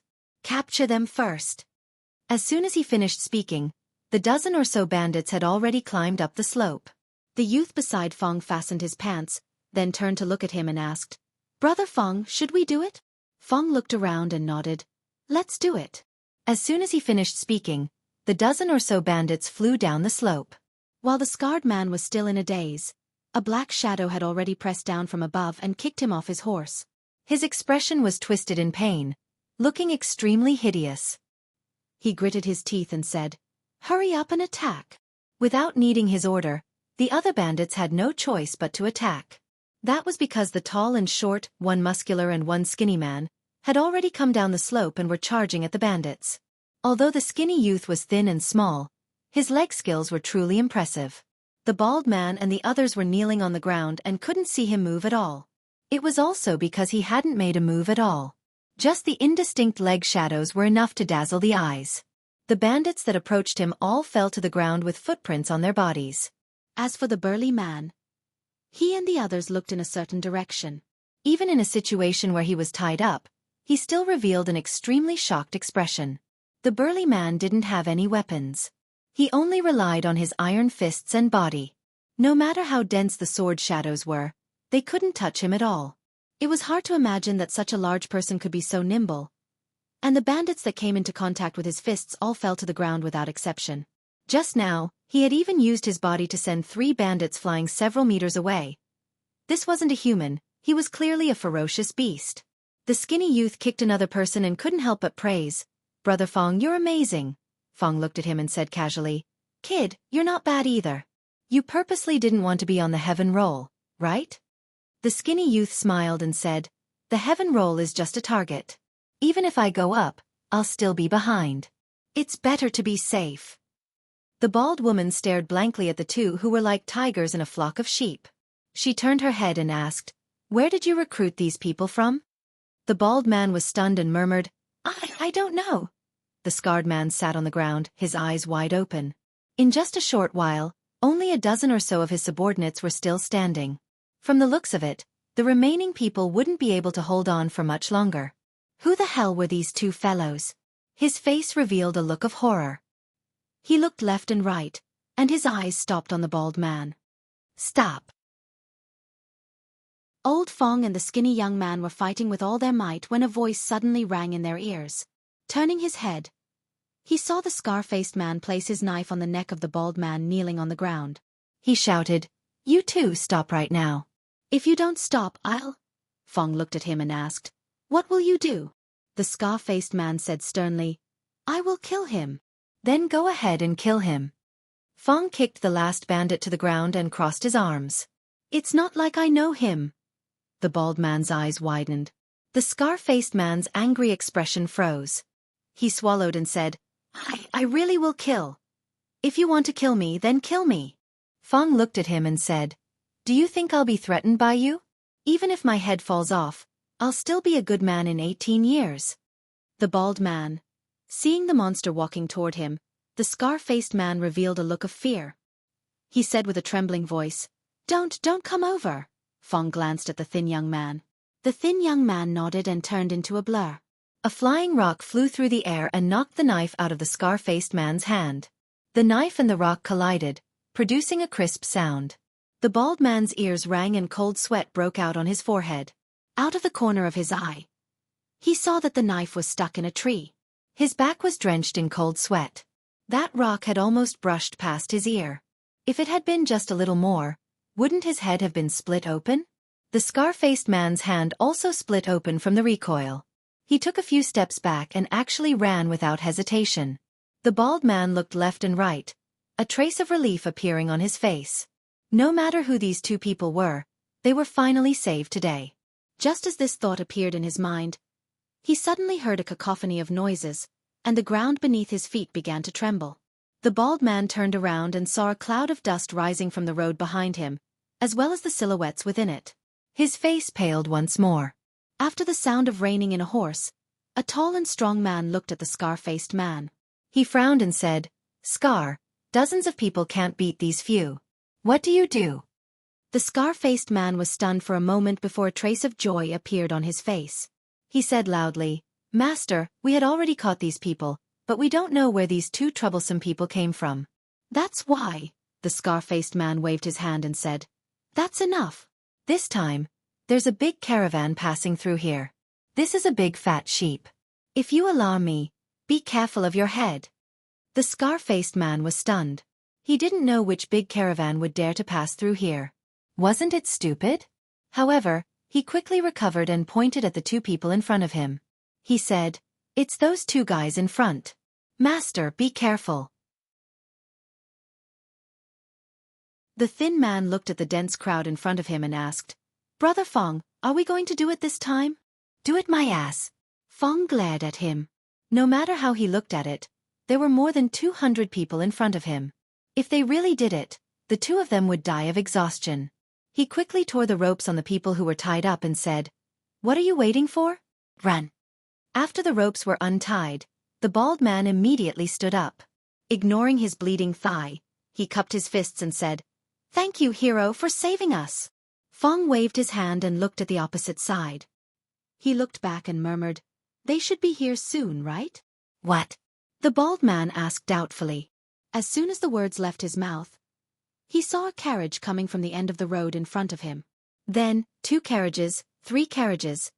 When more than 10 carriages, which were obviously loaded with goods, came from the front, the bald man was stunned on the spot. He finally understood why the notorious Zhenshan tiger of this generation would come out personally. This caravan is really stupid. How stupid must they be to pass through the fringe so openly? "Brothers, the fat sheep is here." The strong-looking man rode on his horse with an excited look on his face. He said loudly, "After this, it will be enough for us to enjoy ourselves for a while. Keep your spirits up." Fong looked at the opposite side and clenched his fists. He turned back and said in a loud voice, "Move faster, it's time to work." As soon as the man's voice faded, many figures came out from the caravan. They were armed with all kinds of weapons and walked towards them with ease. The bald man felt his mind go blank. Have these people gone mad?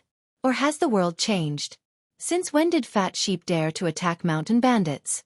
Aren't they rushing to their deaths? Who do they think they are? Do they think they are as powerful as these two? When the strong-looking man saw this, he smiled instead of getting angry. He waved his hand and said, "What are you waiting for? Go." When the two parties collided, the bald man's mouth was agape and he couldn't close it. His brothers and the bald woman were also dumbfounded. Like crushing dry weeds and smashing rotten wood. What **T Zhenshan tiger? His name is so resounding, and he even said that he's the most powerful bandit leader of this generation. It's all **T. In an instant, he was dragged down from his horse by one of the bandits. After 2 kicks, he lay motionless on the ground. The others were also like chickens and dogs that couldn't withstand a single blow. No, it wasn't that they were chickens and dogs, it was that they had encountered a group of monsters. One person, even if they could defeat one of them, it would still be fine. Have you ever seen someone catch a blade or an arrow empty-handed? Have you ever seen someone punch someone? Have you ever seen a horse fall to the ground with a single punch? Have you ever seen bandits rob merchant caravans? Have you ever seen a merchant caravan robbing a bandit? He had really seen it. When the burly man stepped on Zhenshan Tiger's head and asked him where their lair was and what valuable items they had, the bald man felt as though the faith he had built up over a long period of time had crumbled. Who are the bandits and who are the fat sheep? Is this world still the same as the world I'm familiar with? Chapter 727. Robbing was something that could be left to others. If a grandmaster were to do it himself, it would seem rather degrading. The sloppy old man would at most stand at the side and watch from afar when they attacked. However, although these people looked average to him, there was no need to watch from the side when dealing with a few bandits. Therefore, the sloppy old man would always watch from the side. This time, he only glanced at them as usual. When he looked in a certain direction, his gaze paused for a moment, then he walked over and asked in surprise, "Why is it you again?" "A senior." The bald bandit also recognized this senior whom he had met a few times. A hint of surprise flashed across his face, and he immediately bowed and spoke respectfully. The sloppy old man looked him up and down. Seeing his disheveled appearance, he said, "Why are you in such a sorry state again?" The bald bandit lowered his head awkwardly. After being hit 3 times in a row, no matter how thick-skinned he was, he could not maintain his composure. The bald woman raised her eyebrows and looked at the sloppy old man. She said angrily, "Who are you?" "My man, I need you to tell me." "Shut up." The bald bandit knew how terrifying this old man was. After glaring at her, he hurriedly turned to look at the sloppy old man and said with a smile, My lowly wife has not seen the world and spoke arrogantly. Senior, please don't blame her, don't blame her. Seeing this, the few people behind the bald bandit widened their eyes. Lowly? Who are you calling lowly? I haven't seen you for a few days and you've grown up. The bald woman pulled his ear and said fiercely, Get over here. Seeing their big brother being dragged to the side, the bandits all had expressions of schadenfreude on their faces. Having escaped from death, their hearts that were hanging in suspense were finally at ease. Li Yi and Mississippi Lu walked over and looked at them. He said in surprise, Why are you guys again? The bandits looked awkward.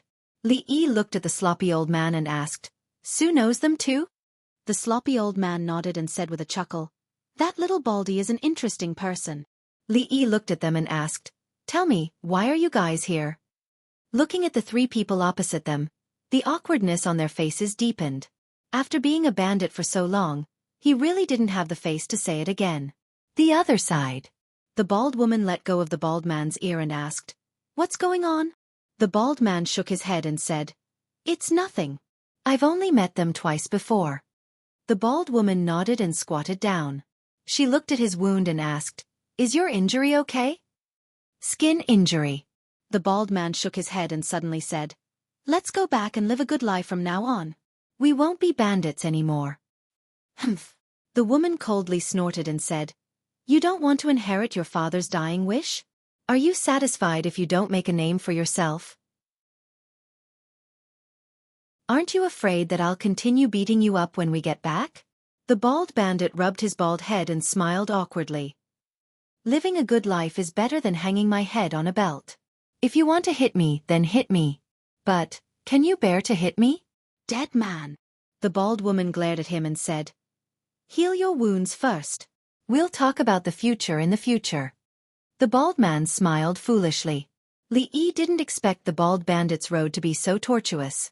Nothing could happen more than 3 times, but he had been defeated 3 times in a row. His perseverance alone was enough to move people. It would be a waste of talent if such a person didn't become a bandit.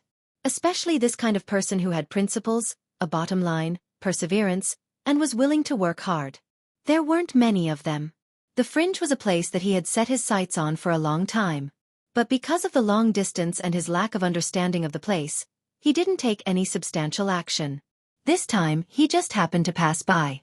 Just as Fong said, it wasn't easy to come here. If he didn't do something, it would be a waste of an opportunity. This place was a treasure trove waiting to be mined. Seeing that the bandits were all wounded, Li Yi beckoned to Fong and said, Call a few people over and help them tend to their wounds. Then, he saw the bald man limping over with a wound on his thigh that was still bleeding. Li Yi pointed at him and said, Your wound needs to be tended to too. No need. The bald man shook his head. Before he could say the word no need, the bald woman pinched him hard on his waist. Not long after, the bald man saw that someone was sewing his thigh with a needle and thread. He asked in surprise, Why does this thing look like it's sewing a pocket? Will it work? The bald woman behind him smacked his head and said, Shut up. You talk too much. It'll heal faster if you stitch it up. Li Yi was a little surprised. Although this bald man was unlucky, he was a real man. He didn't make a sound while stitching up his wound and even looked at it curiously. Li Yi didn't know if he was really good at enduring or just stupid. Li Yi looked at him and asked, You haven't given up after so many times. Do you really like being a bandit? The bald man raised his head and waved his hand. I quit. I wanted to be a bandit before, but I didn't know what it was like to be a bandit. Now it seems that I'd rather go back and live my life. It's better than being hacked to death. He really understood now. It wasn't just a caravan. Any random robber on the road could wipe them out. What was the point of being a bandit? His future was bleak.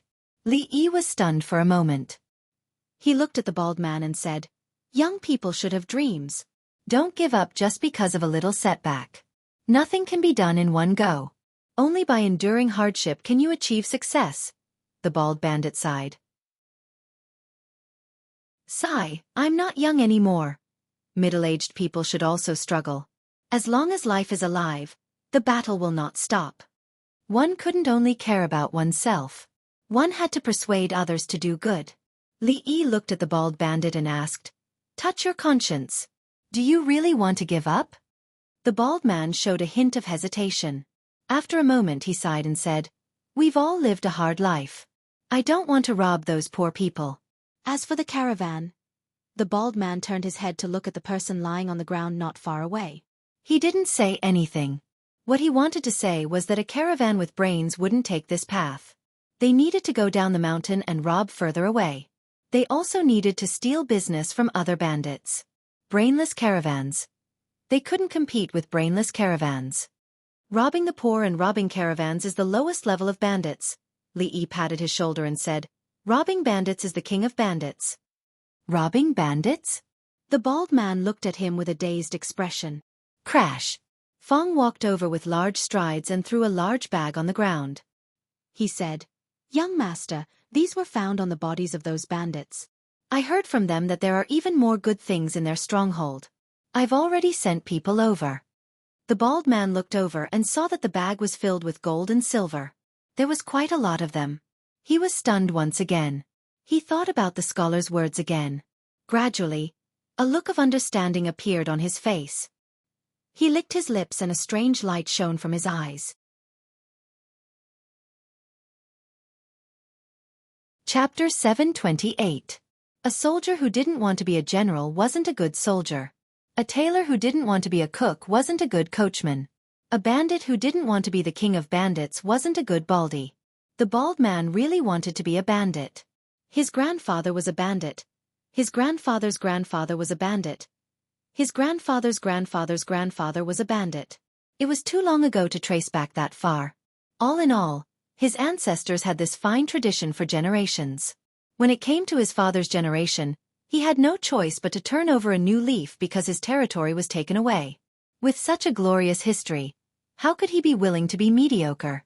That was why he wanted to recreate the glory of his ancestors. But he failed. Once, twice, thrice. As the saying goes, nothing can happen more than 3 times. After failing 3 times in a row, and it was a crushing defeat without any suspense, anyone would be disheartened and disheartened. But he still couldn't accept it. The scholar in front of him had indeed opened a new window for him. However, a thought was just a thought. He needed to have the strength to match it. In the fringe, bandits and bandits slaughtered and annexed each other's territories. The winner would naturally obtain a bigger territory and accept everything from the loser. As for the loser, he could only choose to submit or die. He didn't want to choose either of these 2 paths. The bald man waved his hand and said, "Forget it. The fringe isn't that simple. I might lose my life one day." Li shook his head regretfully and said, "All right then. Fong, go ask around and see who is willing to stay here. The first batch of people who stay will be treated like a manager. They will be given a house and a wife after 3 years. They can stay or leave as they please." Fong patted his chest and said, "Don't worry, young master. Along the way, those fellows have been suppressing their evil thoughts. Some of them have mentioned it to me. I'll go and talk to them now." The bald man was stunned and asked, "What do you mean?" Li waved his hand and said, "Don't worry. Our people aren't familiar with this place. It's inconvenient for them to stay here. We need to find a guide who is familiar with this place. I think that mountain tremor tiger is a good choice. Go and ask him if he's willing." "Do something?" The bald man mumbled. After thinking for a while, he immediately understood what Lin Sheng meant by do something. They were going to do something big. These people were all like monsters. The mountain-shaking tiger was powerful enough and could be considered the largest bandit force in this area. But the other party only sent a dozen people to easily annihilate them. If he really had the help of these people, then whatever tiger of the mountain or soaring dragon of the heavens, they would all be bull**t. If he was a tiger, he had better lie low. If he was a dragon, he had better coil up. When the time came, he would take over their territory, manpower, and influence. Oh my God! The light that had been extinguished in the bald man's eyes finally reignited. He looked at Li with bright eyes and asked seriously, "Mountain-shaking tiger is a two-faced man. He's not a good guy. I'm also very familiar with this place. What do you think of me?" "Let me think about it." Li looked at him, thought for a moment and said, "I don't think mountain-shaking tiger is that kind of person. I have to talk to you about this." The bald man moved a stone and sat opposite him. He shook his head and said, "This mountain-shaking tiger was not a good guy before he became a bandit. He killed someone and was forced by the government, so he escaped here. He first joined a stockade, then poisoned the stockade chief and sat on the throne himself. Then, after a while, Fong came over and said, 'Young master, there are a total of 27 people who are willing to stay.'" This number surprised Li Yi quite a bit. The capital was so prosperous and lively, and they had everything they wanted. There was no lack of leisure and entertainment. Yet, there were still so many people willing to stay in such a desolate place. What was wrong with them? What kind of people did Mississippi Lu recruit? When he saw what Mississippi Lu said to those people over there, Li Yi understood that it was not what kind of people Mississippi Lu recruited, but what kind of leader they recognized. According to the bald macho man, the mountain-shaking tiger was really a bastard who had ulcers on the soles of his feet and pus on the top of his head. No one knew when he would stab someone in the back. Therefore, the job of tour guide and consultant naturally fell on the bald man who was fated with him. When he was thinking about some arrangements in his heart, a cold touch suddenly came to the tip of his nose. Li Yi reached out and touched it. His fingertips were slightly wet. Looking up at the sky, Fong walked over quickly and said, "Young master, look at the sky. It's going to rain. Let's go to the mountain-shaking tiger's territory to hide from the rain. We'll leave when the rain stops." Li Yi nodded. Fong walked over, waved his hand and said loudly, "It's raining. Everyone, hurry up and keep up." The rain in the mountains really came without warning. As soon as they walked to the mountain-shaking tiger's place, before they had time to sit down, the heavy rain poured down. Li Yi stood at the window and looked at it. It seemed that it would not stop for a while.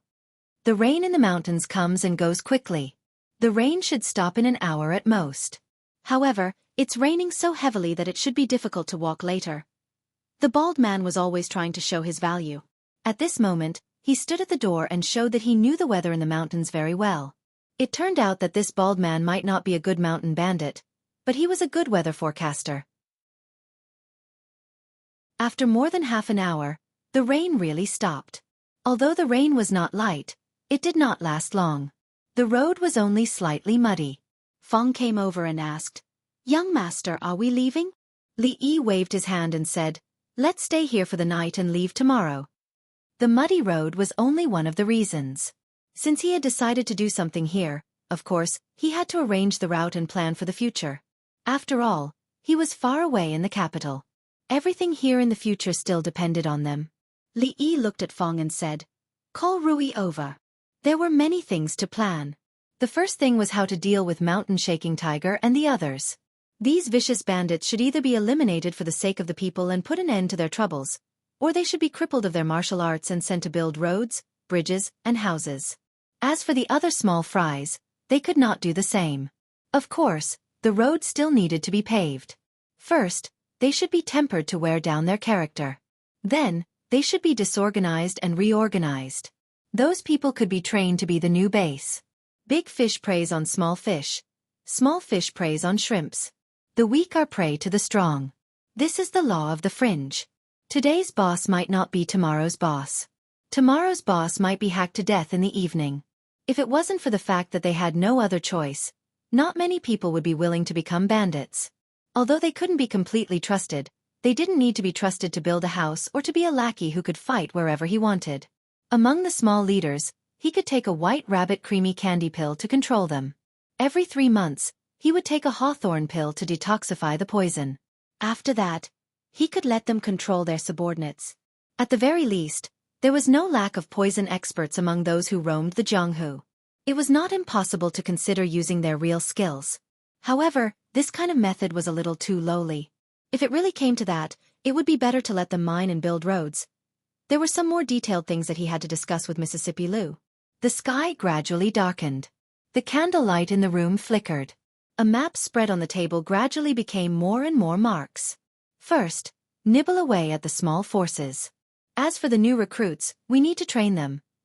We need a base that is easy to defend and hard to attack. This place definitely won't do. Look here. If we go deeper, it won't be as simple as bandits. Let's avoid them for now. From here, here, and here. The whispers in the room continued until late at night. Li Yi put down his pen. Mississippi Lou walked to his bed and crawled into his newly made quilt. Sleep early. Li Yi nodded habitually. After a moment of daze, he suddenly realized that he was no longer in Feng province. She was now sleeping on his bedding. Li Yi stood by the table and began to think. Where should he sleep tonight? The map on the table was still spread out. It was filled with marks like O or X. The bulging marks were mountains, the thicker lines were rivers, and the thinner lines were roads. At this time, on a muddy mountain road, a group of more than 100 people was advancing with difficulty. Splash! The young man stepped into the quagmire, and his face darkened once more. He looked down at the raging river below and could not help but curse angrily. Damn rain, damn Li Yi!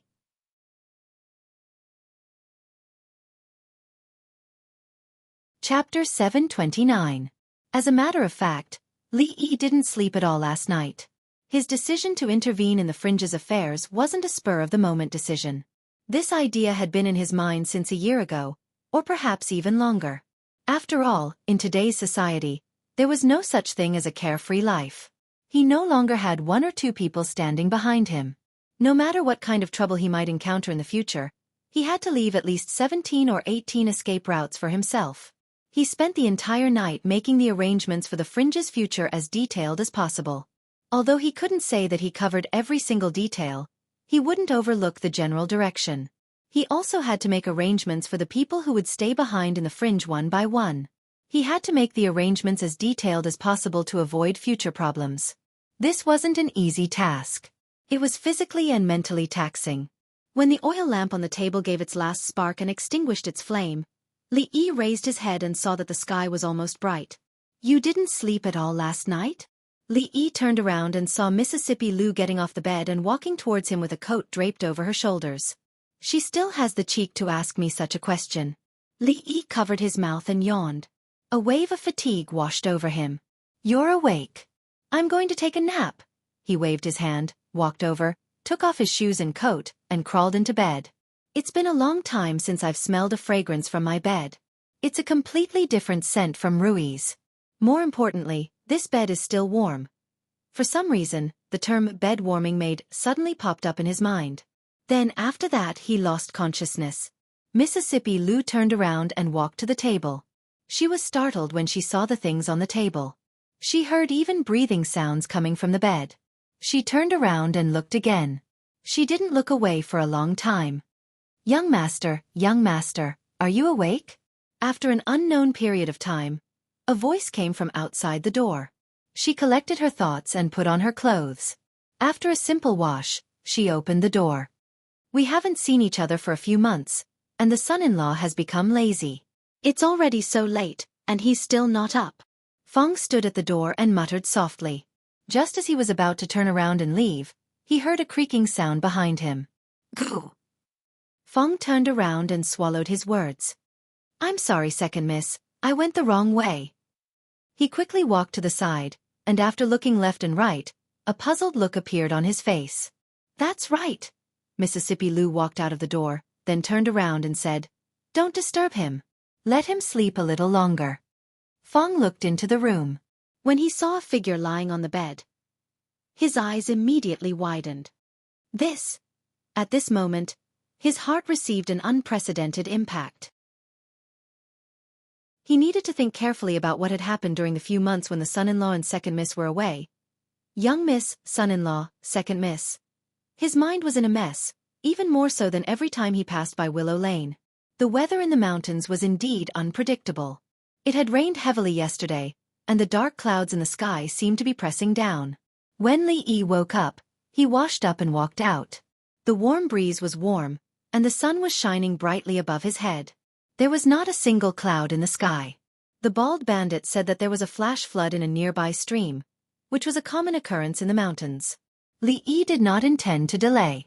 After 2 hours, he informed them of the strategic plans for the next 2 years and planned to set off today.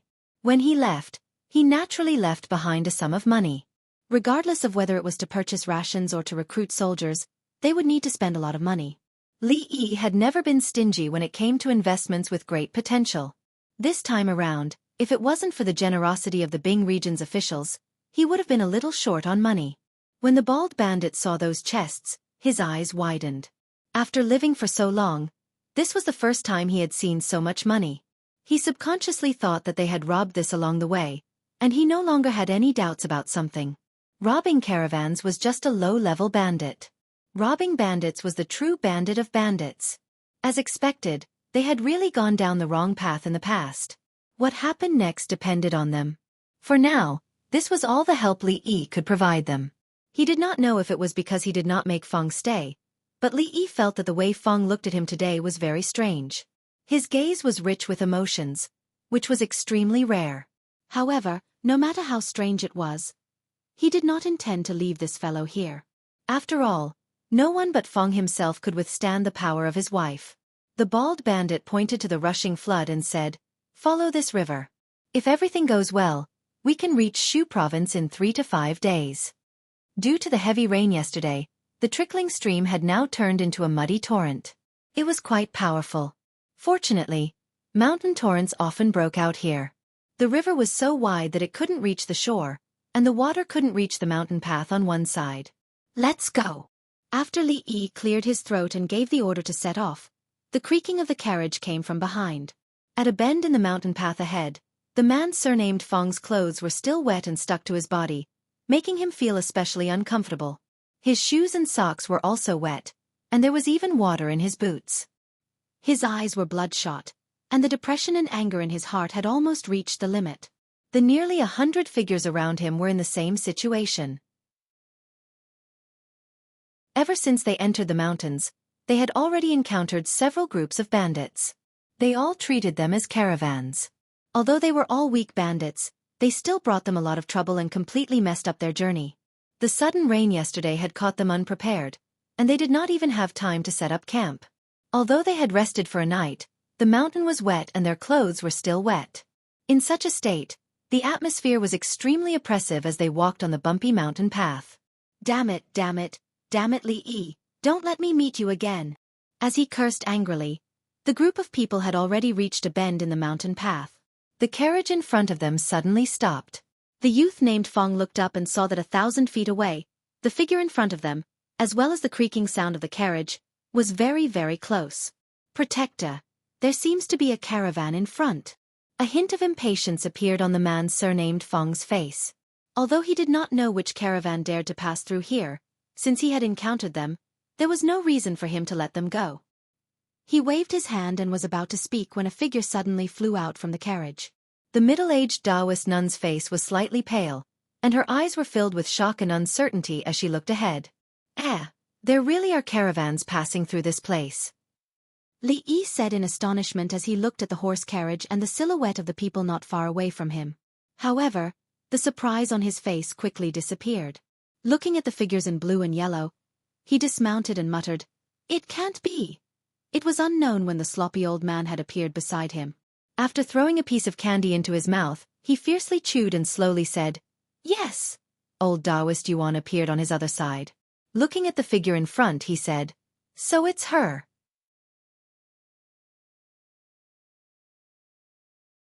Chapter 730. Good will be rewarded, evil will be punished. It's not that there will be no retribution, it's just that the time has not yet come. Good and evil will always be rewarded. The heavenly Tao reincarnates. If you don't believe it, look up. Who will the heavens spare? Li Yi had always believed in these two sentences, and he unswervingly followed them by example. He helped the elderly cross the road, picked up money and handed it to the authorities. Although he had not done any of these things, he had occasionally gone to Willow Lane to help 2 weak women carry water and cook. Therefore, he had always thought that his encounter with Taoist nun was a result of God's glaucoma. Now God's glaucoma had been cured. In any case, he was a transmigrator, and transmigrators were rare.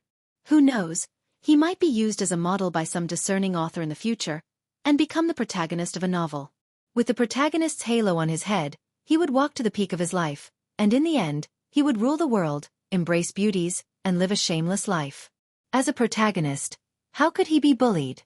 Li Yi now knew that the process was full of twists and turns, but the result was already set in stone. All the twists and turns were waiting for him. Li Yi looked left and right and said, "Elder Yuan Su, this time, I'll leave it to you." Taoist priests and Taoist nuns, none of them are good. Su nodded strangely and said, "Leave that damned Taoist nun to me." The middle-aged Taoist priest glanced at him, but did not say anything. Li Yi turned around, pointed to the front, and said, "Those people are not simple, everyone be careful." Along the way, they were already familiar with this kind of thing, and did not even need to explain or say much. The crowd behind them had already started moving. In front, looking at the crowd pressing toward them, as well as the two extremely dangerous figures in front of them, Taoist Nun's face finally darkened. "Retreat!" As soon as her voice fell, she had already disappeared. "That thing!"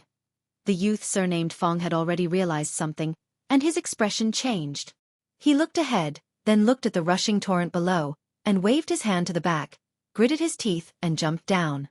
He was already clear about the strength of those people. This time, he had chosen this path to avoid them, but who would have thought?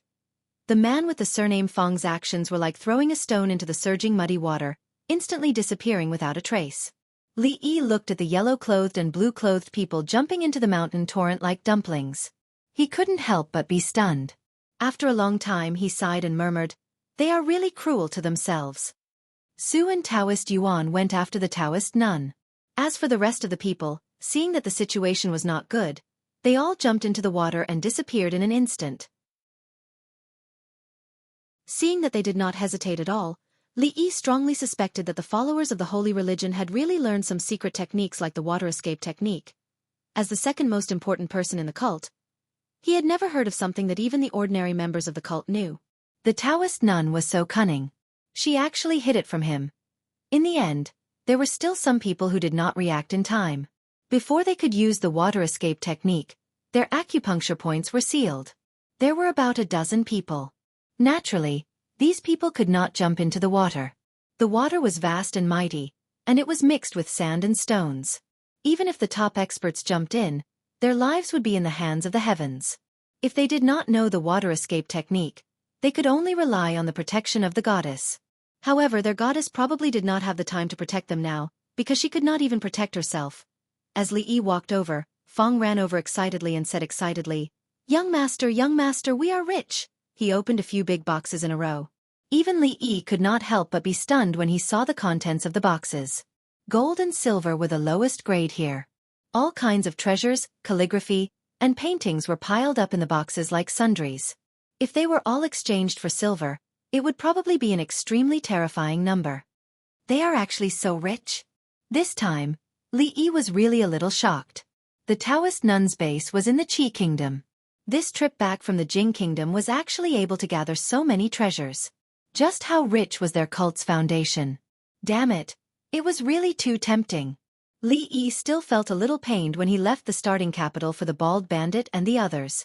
But this time, he did not dare to say that he would earn back tens of times the amount. Li Yi walked over and stopped in front of a man in yellow. He asked, "Speak, what are you doing here?" The man snorted coldly. "You betrayed the goddess. You will not have a good ending." These followers were stubborn. Li Yi had already experienced it. He did not know what method the Taoist nun had used to brainwash them so successfully. Fong picked him up with one hand and said, "Young master, wait for me for a while." Having said that, he walked towards a corner. After a while he came back and said, "Young master, I've asked him." He said that they were returning to the Qi kingdom this time. In order to avoid bumping into us, they took this path. This was fate. Everything was predestined. Although these treasures could not make up for what the Taoist nun had done to him, they could at least repay what they could. They could barely be considered compensation for the psychological damage. As for the physical body, they could talk about the physical body when there was a chance in the future. Fong hesitated for a moment and said, "Young master, there's one more thing." "What is it?" Li Yi looked at him and asked. Fong pointed at the boxes and said in a low voice, he said that these treasures were stolen from the King of Shu's treasury. This was the true meaning of fate. Li Yi was stunned for a moment. He looked at Fong in confusion and asked, "What did you say just now?" Fong was stunned. He shook his head and said, "Did I say anything just now?" "No. You really didn't." Li Yi was very pleased. After not seeing each other for a long time, Fong had finally become a little more understanding. Feng pointed at the men in yellow and asked, "Young master, what should we do with these people?" In fact, it was useless to keep these people. In the holy religion, the status and strength could be seen from the clothes they wore. The purple emissaries, blue emissaries, yellow emissaries, and then ordinary believers. The strength of these men in yellow was not high. Otherwise, they would not have been subdued without any time to react. These people were different from the mountain bandits. They were very stubborn and could not be subdued for their own use. It was better to let them invest in basic construction. Li Yi waved his hand and said, "Send them to the bald man. They know what to do." Su came back very soon. He did not look very good. The middle-aged Taoist shook his head and said, "If a guru wants to escape, it is very difficult to stop her. Coincidentally, she is very good at lightness skills, so we did not catch up with her." Li Yi shook his head, indicating that he did not care. Although he still felt a little regretful, he also knew that gurus were not that simple. He was mentally prepared and would not be too disappointed. Thinking of something, he looked at the middle-aged Taoist and asked, "Taoist Master Yuan, do you know her?" The middle-aged Taoist nodded and said, "I thought she would disappear without a trace. I did not expect that in just a short 20 years, she has grown to such an extent. Taoist Master Yuan, is this Taoist nun related to you?" The slovenly old man glanced at him and asked with a frown, "You are so old and have one foot in the coffin. Could it be?" The middle-aged Taoist glanced at the slovenly old man and ignored him. He said slowly, "When I saw her, she was about the same age as Miss Lu. It was during the transition between the old and the new dynasties. Because the Feng family was involved in the factional struggle in the court, they were exterminated. Now that more than 20 years have passed, the hatred in her heart has not disappeared." He looked in a certain direction and sighed. "She is also a pitiful person."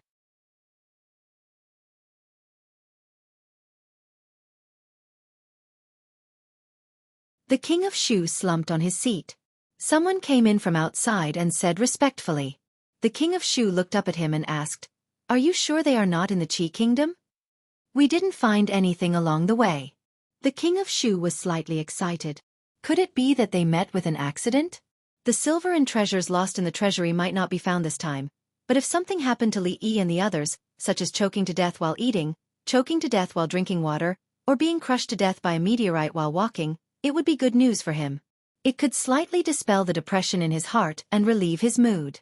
At the thought of this possibility, even his face became slightly ruddy. It was also at this time that carriages drove into the city gate of Yong County. The guards at the city gate were about to go forward to check, but when they caught a glimpse of the sign shown by one of the carriages, their expressions changed and they immediately gave way respectfully. This was not the first time he had seen such a sign. The first time he saw it, it was because a general in the city had a conflict with those people. Now, when they were on duty every day, they would pass by the grave of that general. After the carriages entered the city gate, at the gate, there were immediately people running wildly toward the yamen. The streets of Yong County looked a little familiar to Li Yi. Not far away, the new Ru family inn had been built, but it had not opened for business yet. Standing at the entrance of the inn, Li Yi looked around. His surroundings had not changed much in the past few months, but his mood and situation were completely different from before and after. They had been traveling for nearly 10 days. Even if they were martial arts masters, they could not help but feel tired. After arriving in Suzhou, everything was not so urgent. They could have a good sleep and recharge their energy. Tomorrow morning, they would officially set foot on the road home. Not long after he settled down, someone came in to report that the county magistrate of Yong County had arrived. The county magistrate did not come alone. Accompanying him were all the officials in the county government. Li Yi did not see Jiang Zian in the crowd, but he did not care. That brother Jiang should be feeling very bad at this time. All the officials in Yong County came to express their condolences, but they did not see the king of Shu. He had already arrived in Suzhou. With the friendship between the two of them, why did the king of Shu not even show his face? Although the king of Shu might not be in a very good mood after his treasury was stolen, there was an old saying that a moment of spring night was worth 1,000 taels of gold. 1,000 taels of gold could be spent, but it would come back. Silver could be earned again if it was gone. Money was just a worldly possession. It was not too much to treat the king of Shu to a meal, was it? A stingy person would naturally not be able to achieve great things. The king of Shu would definitely not be able to achieve great things in the future. When he took a comfortable bath and lay on the bed for the first time in a long time, a satisfied expression appeared on his face. In the king of Shu's mansion, the young king of Shu's face was extremely gloomy. "They are back. Your Highness, they have just arrived in Yong County." The king of Shu paced in the hall. After a while, someone came forward to report that the people from the intelligence office wanted to see him. No. Just say that I am not feeling well and will not see anyone." The king of Shu waved his hand impatiently and said, "You can report to I when they have left." Although he wanted to cut someone into 1,000 pieces, he could not make the decision in Shuzhou at this moment. Even if he really met them, he would feel even more depressed. Out of sight, out of mind. He simply did not even want to see the people from the intelligence office. In the county government of Yong County, the county magistrate of Yong County waved his hand and called a yamen runner over. He asked, "Lord Zhang just said that he was not feeling well. Is he feeling better now?" The yamen runner shook his head and said, "Not yet. Lord Zhang has been resting in his room." The county magistrate knocked on the door and walked into a room.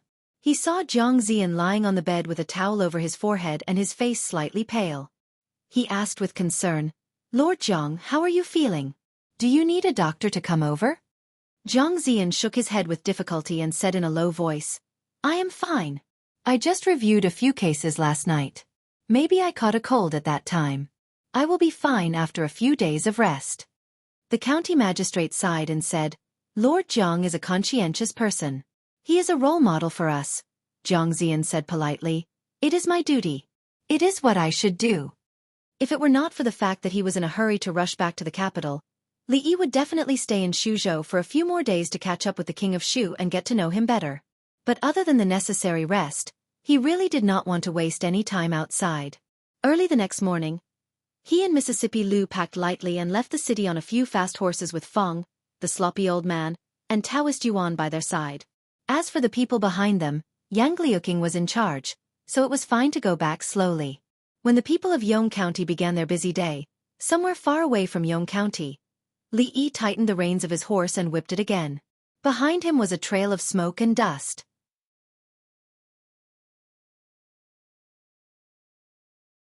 Chapter 732. Did he really leave? Hearing the servant's report, the king of Shu asked again with uncertainty. The servant immediately replied, "It's certain. I saw them leave the city early in the morning." Hearing this, the king of Shu was slightly relieved.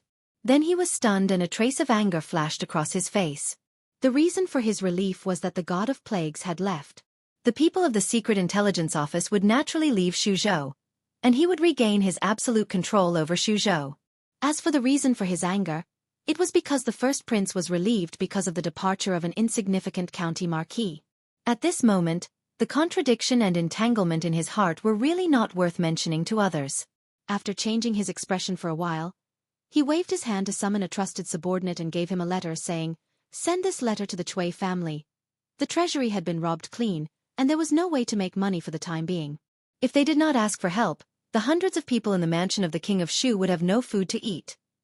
The county magistrate of Yong County had learned that County Marquis Li had left Yong County early in the morning. At noon, the people of the secret intelligence office also withdrew from the county government office.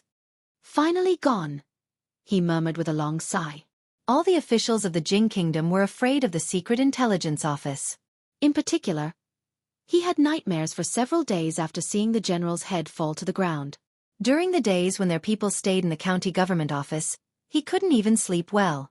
After sending away the god of plagues, it was time to celebrate today. Looking up, he saw the lieutenant of the river county coming out of the room with a ruddy face. The county magistrate looked at him and said, "Lord Zhang, you caught a cold. You'd better rest more." Zhang Ziyan waved his hand and said, "Thank you for your concern. Ziyan is fine now." Seeing the lieutenant of the river county walking out in high spirits, he didn't look as seriously ill as yesterday. The county magistrate touched his bulging belly and couldn't help sighing, "It's good to be young." It was already late June, probably the hottest time of the year. A year ago, because of the unbearable heat in the capital, many people lost their lives. Later on, it became known as the worst summer in decades. This situation, in the summer of this year, had greatly improved. Firstly, it was raining a lot this year, so most of the weather was cool and not too hot. Secondly, even if it was really unbearably hot, they could spend a few copper coins and hide in the brothel for a whole day. The cool breeze from the ice mirror was so comfortable that it could make people moan. Other than the fact that the weather was cooler than usual, for the commoners of the capital, this was a normal summer. The current situation was generally stable. Although there were disagreements with Qi and Zhao, it was limited to some minor skirmishes. Under the deterrence of Tianfa, a larger-scale war had not broken out yet. As for the affairs of the imperial court, it was not something that ordinary people could worry about. They only heard that the current emperor was ill and the imperial court had not been convened for 2 months. Fortunately, there were 2 prime ministers who were conscientious and conscientious. Everything in the country was running in an orderly manner as usual. Of course, there were also some things that were different from the past. From time to time, there would be new plays in the brothel, which were talked about enthusiastically by the common people. Nowadays, the brothel had become a place for ordinary people to spend their leisure time. More and more people had developed the habit of going there to listen to plays and music after a hard day's work to relax. Moreover, there was the policy that was closely related to them. Women were only allowed to marry after the age of 16. This rule had been written into the law. Not only in the capital, but also in the neighboring counties, it had begun to be implemented. No one would worry about the waste of food if their daughters were raised at home for 3 years. They were eager to have more daughters, because as long as they reached the age of 13, they could be sent to the eldest princess's workshop. A month's salary would be more than enough to feed the whole family. The commoners remembered the princess's kindness, and the officials and nobles did not dare to look down on her. The women's college had been open for more than a few months. Many of the girls and their families who were of the right age were studying there. On the opening day of the women's college, His Majesty and Her Majesty the Empress personally showed up and said some encouraging words, which directly expressed the royal family's attitude.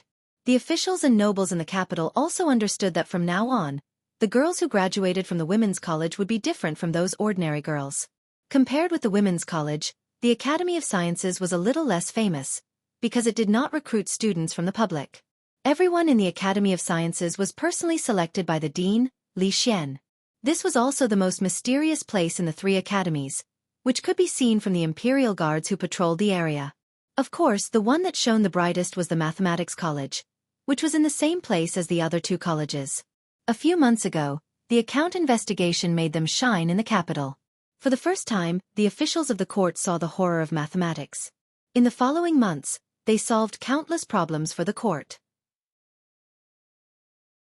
The ministers of the Ministry of Works, the Ministry of Revenue, and the Ministry of War almost fought over some top students in the Mathematics College. His Royal Highness Prince Jean, who had always been regarded as a naughty child by the officials, was like a dazzling star. In a very short period of time, he rose rapidly. When the dean was not around, he temporarily took over the position of dean and managed the academy in good order. Many times, people would selectively ignore that he was just a child who had just turned 11. The capital seemed to be the capital of the past, and there was no earth-shaking change because of the absence of someone. The playboys were still playboys, but they would no longer be escorted to the palace gate and beaten with a wooden plank. The young princes lived safely in the palace and would not be beaten in front of the civil and military officials. The rumor that the king of Shu was the reincarnation of a real dragon and could lead the Jing kingdom to prosperity and power had long disappeared, and was not as rampant as before. However, no matter whether it was the common people or the nobles, at some point in time, some strange thoughts would arise in the heart. The capital seemed to be too peaceful. Compared to a few months ago, it was so peaceful that people were not used to it. When he stood at the city gate again and saw the 2 words, capital, Li Yi felt an unprecedented sense of familiarity in his heart. County Marquis Li, follow me back to the palace to report. The old Taoist looked at him and said softly, don't let His Majesty wait too long. Report what? We'll talk about it when we have time. Li Yi waved his hand and shook the reins. He turned around and ran along the familiar path. The sloppy old man glanced at the middle-aged Taoist and quickly followed. Taoist priest Yuan this. A general of the intelligence division looked at the middle-aged Taoist with a troubled expression. I've already sent someone to the palace to report to His Majesty. If this, the middle-aged Taoist waved his hand and said, report as it is. In a small courtyard, A thin figure sat by a stone table. She held her chin with both hands and murmured, "It's been 4 months and 9 days." Son-in-law and second miss had been gone for 4 months and 9 days.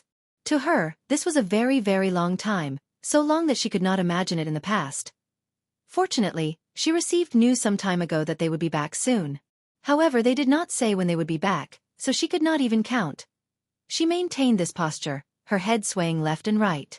At a certain moment, her eyes were suddenly covered by someone from behind. A familiar voice came from behind. "Guess who I am?" The little servant girl seemed to be thinner than before. Her face was not as round as before. He still liked Xiaofan, who had an oval face and some baby fat. In the following days, he must feed her back. Then he felt a warm feeling on his palm. It was also a little wet. Then he heard the little servant girl's choked voice. "Son-in-law!"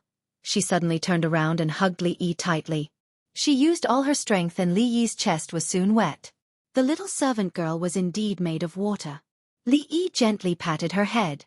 When he turned around, a figure walked out of the room. The moment their eyes met, time seemed to freeze for a moment. Li Yi looked at the beautiful woman who was smiling at him and said softly, "I'm back."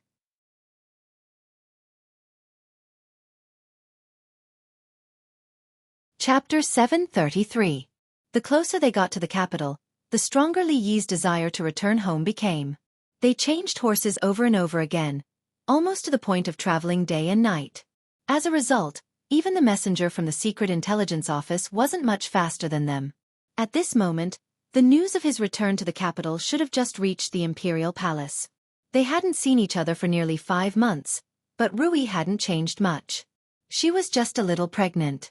Li Yi walked over and hugged her gently. Then, he bent over and put his ear on her belly. He seemed to be able to feel the rhythm of another breath of life. He had lived 2 lives and experienced many things, but this was the first time he had experienced such a feeling. Rui reached out and touched his face.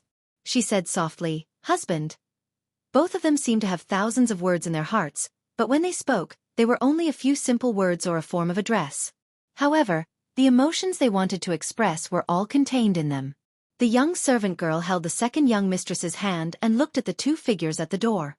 There was an almost dazed smile on her face, and her entire heart was filled with joy. How nice, she thought to herself. Even if what Li Yi wanted to do the most at this moment was to hold Rui's hand. Even if he didn't say anything and just looked at her, the news of his return had already spread. When the matriarch walked in while wiping away her tears, he still had to go over and comfort her. "It's good that you're back, it's good that you're back." The matriarch of the Li family had been through a lot and quickly calmed down. She patted his hand and said, "It's good that you're back." Then, as if she had thought of something, she walked over and held Rui's hand. She said, "Now you can be at ease. Let's move to the city in the next few months so that we can take care of each other." Seeing that the matriarch was looking at him with a strange expression after wiping away her tears, Li Yi was startled and quickly realized what she meant. Was she guarding against him? No matter how much of a beast he wasn't that much of a beast.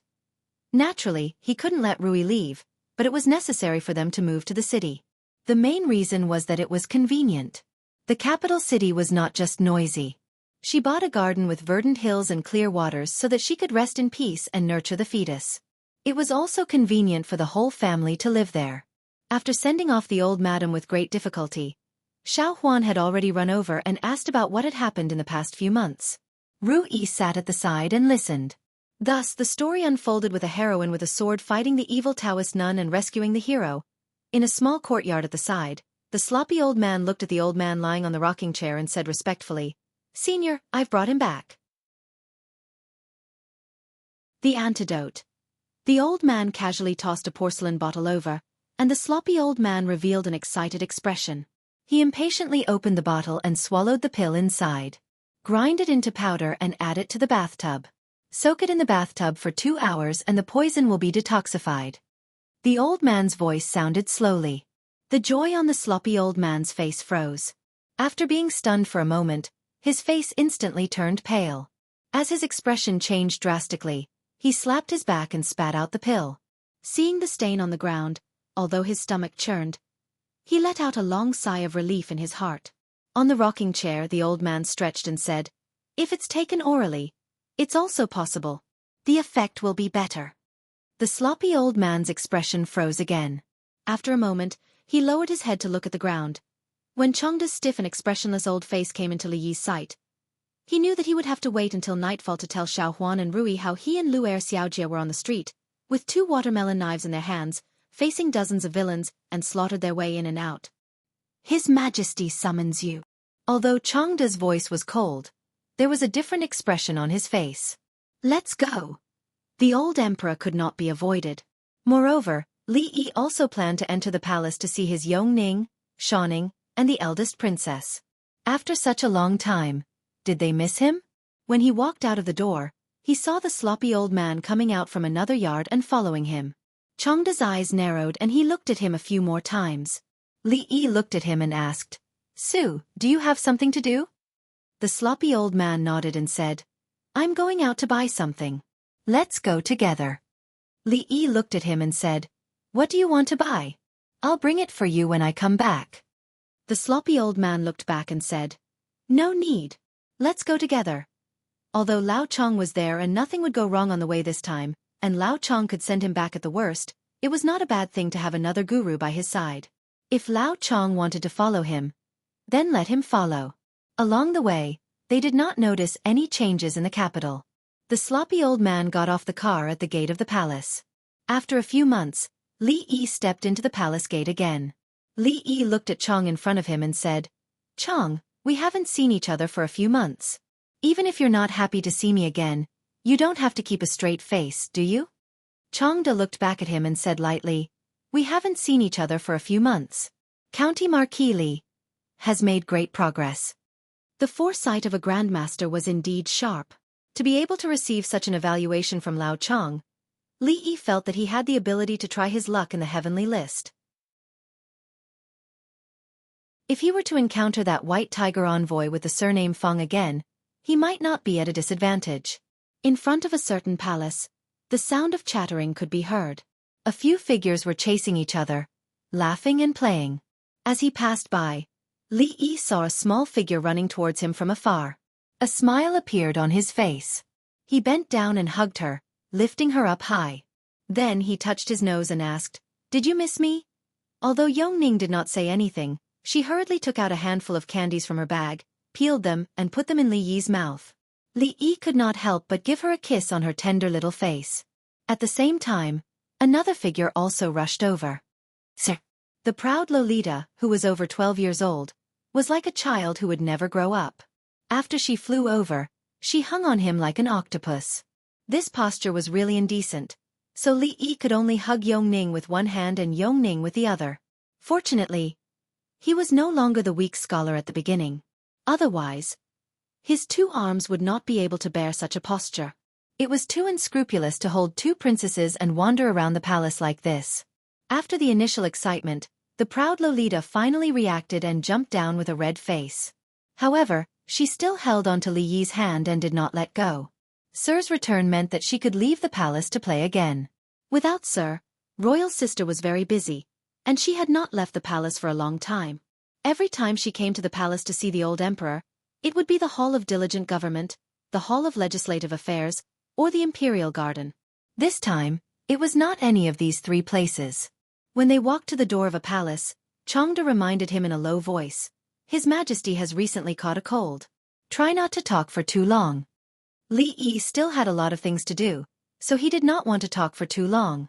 He nodded and Changda opened the door. Li Yi followed him in. Changda walked to the couch inside and said in a low voice, "Your Majesty, County Marquis Li has arrived." After not seeing him for several months, Emperor Jing seemed to have aged a lot. His face was sickly pale, and his body exuded the color of twilight. Li Yi looked up and took a step forward. He suppressed the shock in his heart and bowed. "This subject greets your Majesty."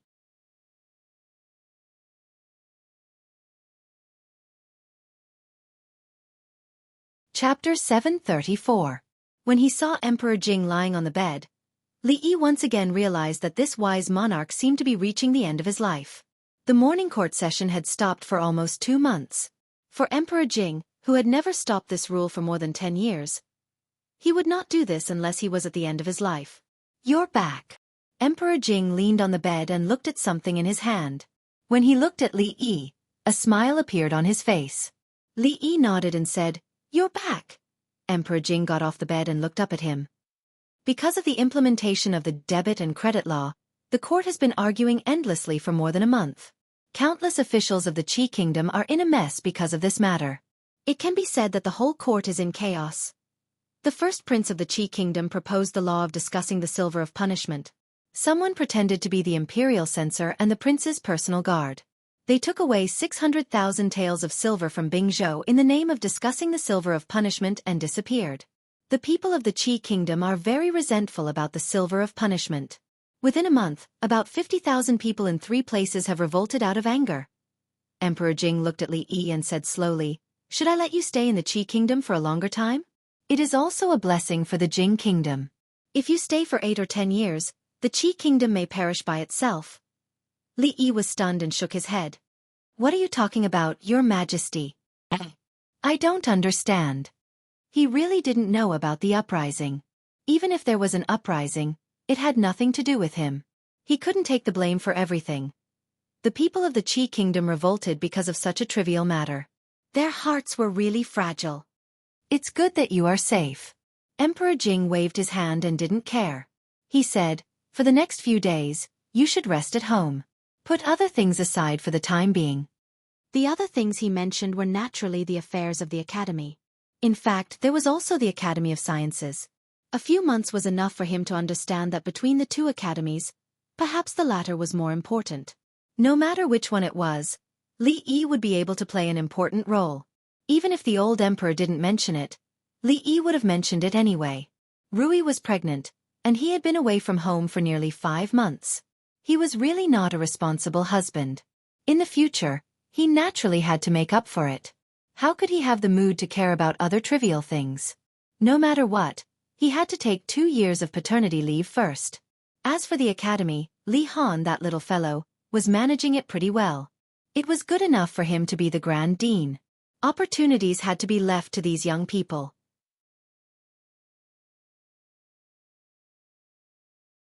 Jing Di coughed lightly and said, "If it is not to your taste, Zhen will order the catering company to make something else."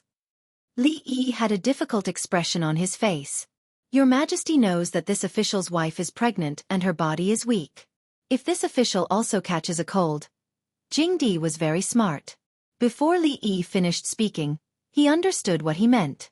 Then the expression on his face became a little dazed. Was he disdaining him? Disdaining the monarch of a country? Disdaining this matter that was regarded as a special honor by countless people? Even the 2 prime ministers in the court did not have the special honor of eating with him. Even if the ministers of the 6 departments received such an honor, they would most likely bathe and fast for 3 days, be deeply grateful, and kneel down to thank the emperor for his grace. But now, he was actually disdained by someone? Jing Di raised his head and saw his innocent face. His face darkened and he waved his hand and said, "Get out of here immediately." "Get out of here." "Yes. This official takes his leave." Seeing Li Yi slip out like a rabbit, Changde looked at Jing Di and immediately said, "Your Majesty, please calm down. This old servant will catch the boy and bring him back." Jing Di waved his hand, and a smile appeared on his face again. He said, "Changde, what do you think this boy will be like when he becomes a father?" Changde was stunned, and the scene of him holding the 2 princesses appeared in his mind. He shook his head and did not answer, but he still felt that the child of County Marquis Li should be very happy. After walking out of a certain palace, Li Yi's face showed a relaxed expression again. His worry was not unreasonable. If he was really infected by the old emperor, where could he go to cry? The world was big, and Rui was the most important. Everything else had to stand aside. But not long after, his relaxed expression gradually disappeared, and a trace of worry appeared between his eyebrows. He did not know how long the old emperor's body could last. According to the current situation, it was really not optimistic. He had no energy to manage too many state affairs. After completely delegating power, what would the situation in the court be like? "I'm afraid I have to make plans early." When passing by a certain place in the palace, Li Yi habitually stopped. You should be faster. Can you afford to make a mistake? And you, what are you looking at?" You have nothing to do, right? If you have nothing to do, go and wash the dishes over there. Hurry up, do you not have ears? The manager of the catering hall was giving a lecture, and a group of people stood in a row in front of him. He enjoyed this feeling very much. In this small place, he was the absolute master. Since a certain day a few months ago, this feeling had become more and more intense. Every time he saw these people standing in front of him with their heads bowed and trembling, he would have an inexplicable sense of satisfaction in his heart. This sense of satisfaction was destroyed when several people in front of him raised their heads and looked behind him. What are you looking at? His face darkened. When he was about to give a lecture, he heard footsteps behind him. The manager looked back and saw a familiar figure coming in from outside. His whole body trembled, and something that he had built up with great difficulty in his heart was shattered. Use the kitchen. After several months, the demonic voice once again rang in his ears. In the morning dew hall, the woman turned and moved, and the sword chi whistled. With the eyesight of ordinary people, they could not even follow her movements. The white-haired old woman stood in the corridor, looked at the figure in front of her, and sighed slowly. A maid came over with a food box in her hand and said, "Nanny Rong, the catering hall sent food here." Got it. You can leave now. The old woman took the food box, put it on the stone table beside her, and took out the food inside. She raised her head and said, "Princess, eat something first." Emingzu put away her sword, walked over and said, "Leave it first. I don't have much appetite now." When she walked into the hall, a breeze blew, bringing some of the fragrance of the food. Emingzu stopped, turned her head, and walked straight to the stone table. Nanny Rong watched her pick up the golden fried rice with eggs, which was the princess's favorite food. However, in the past few months, she had never eaten the fried rice with eggs sent by the catering hall. Emingzu picked up the spoon and tasted a little bit. Suddenly, there was a glimmer of light in her beautiful eyes. Then she put down the spoon, raised one hand, and grabbed the arm that attacked her from behind. At the same time, she put down the plate of fried rice with eggs and leaned forward. Bang! Li Yi was pressed against the pillar outside the hall by her. The face that he had not seen for a long time but was familiar to him was so close that he could even see the slight tremble of her eyelashes. The Princess Royal Highness was still as domineering as before. She put one arm on his chest, and the two of them could even feel each other's breath. In this situation, Li Yi did not know if he should close his eyes to cooperate. Perhaps his first kiss today would be taken away by her just like that.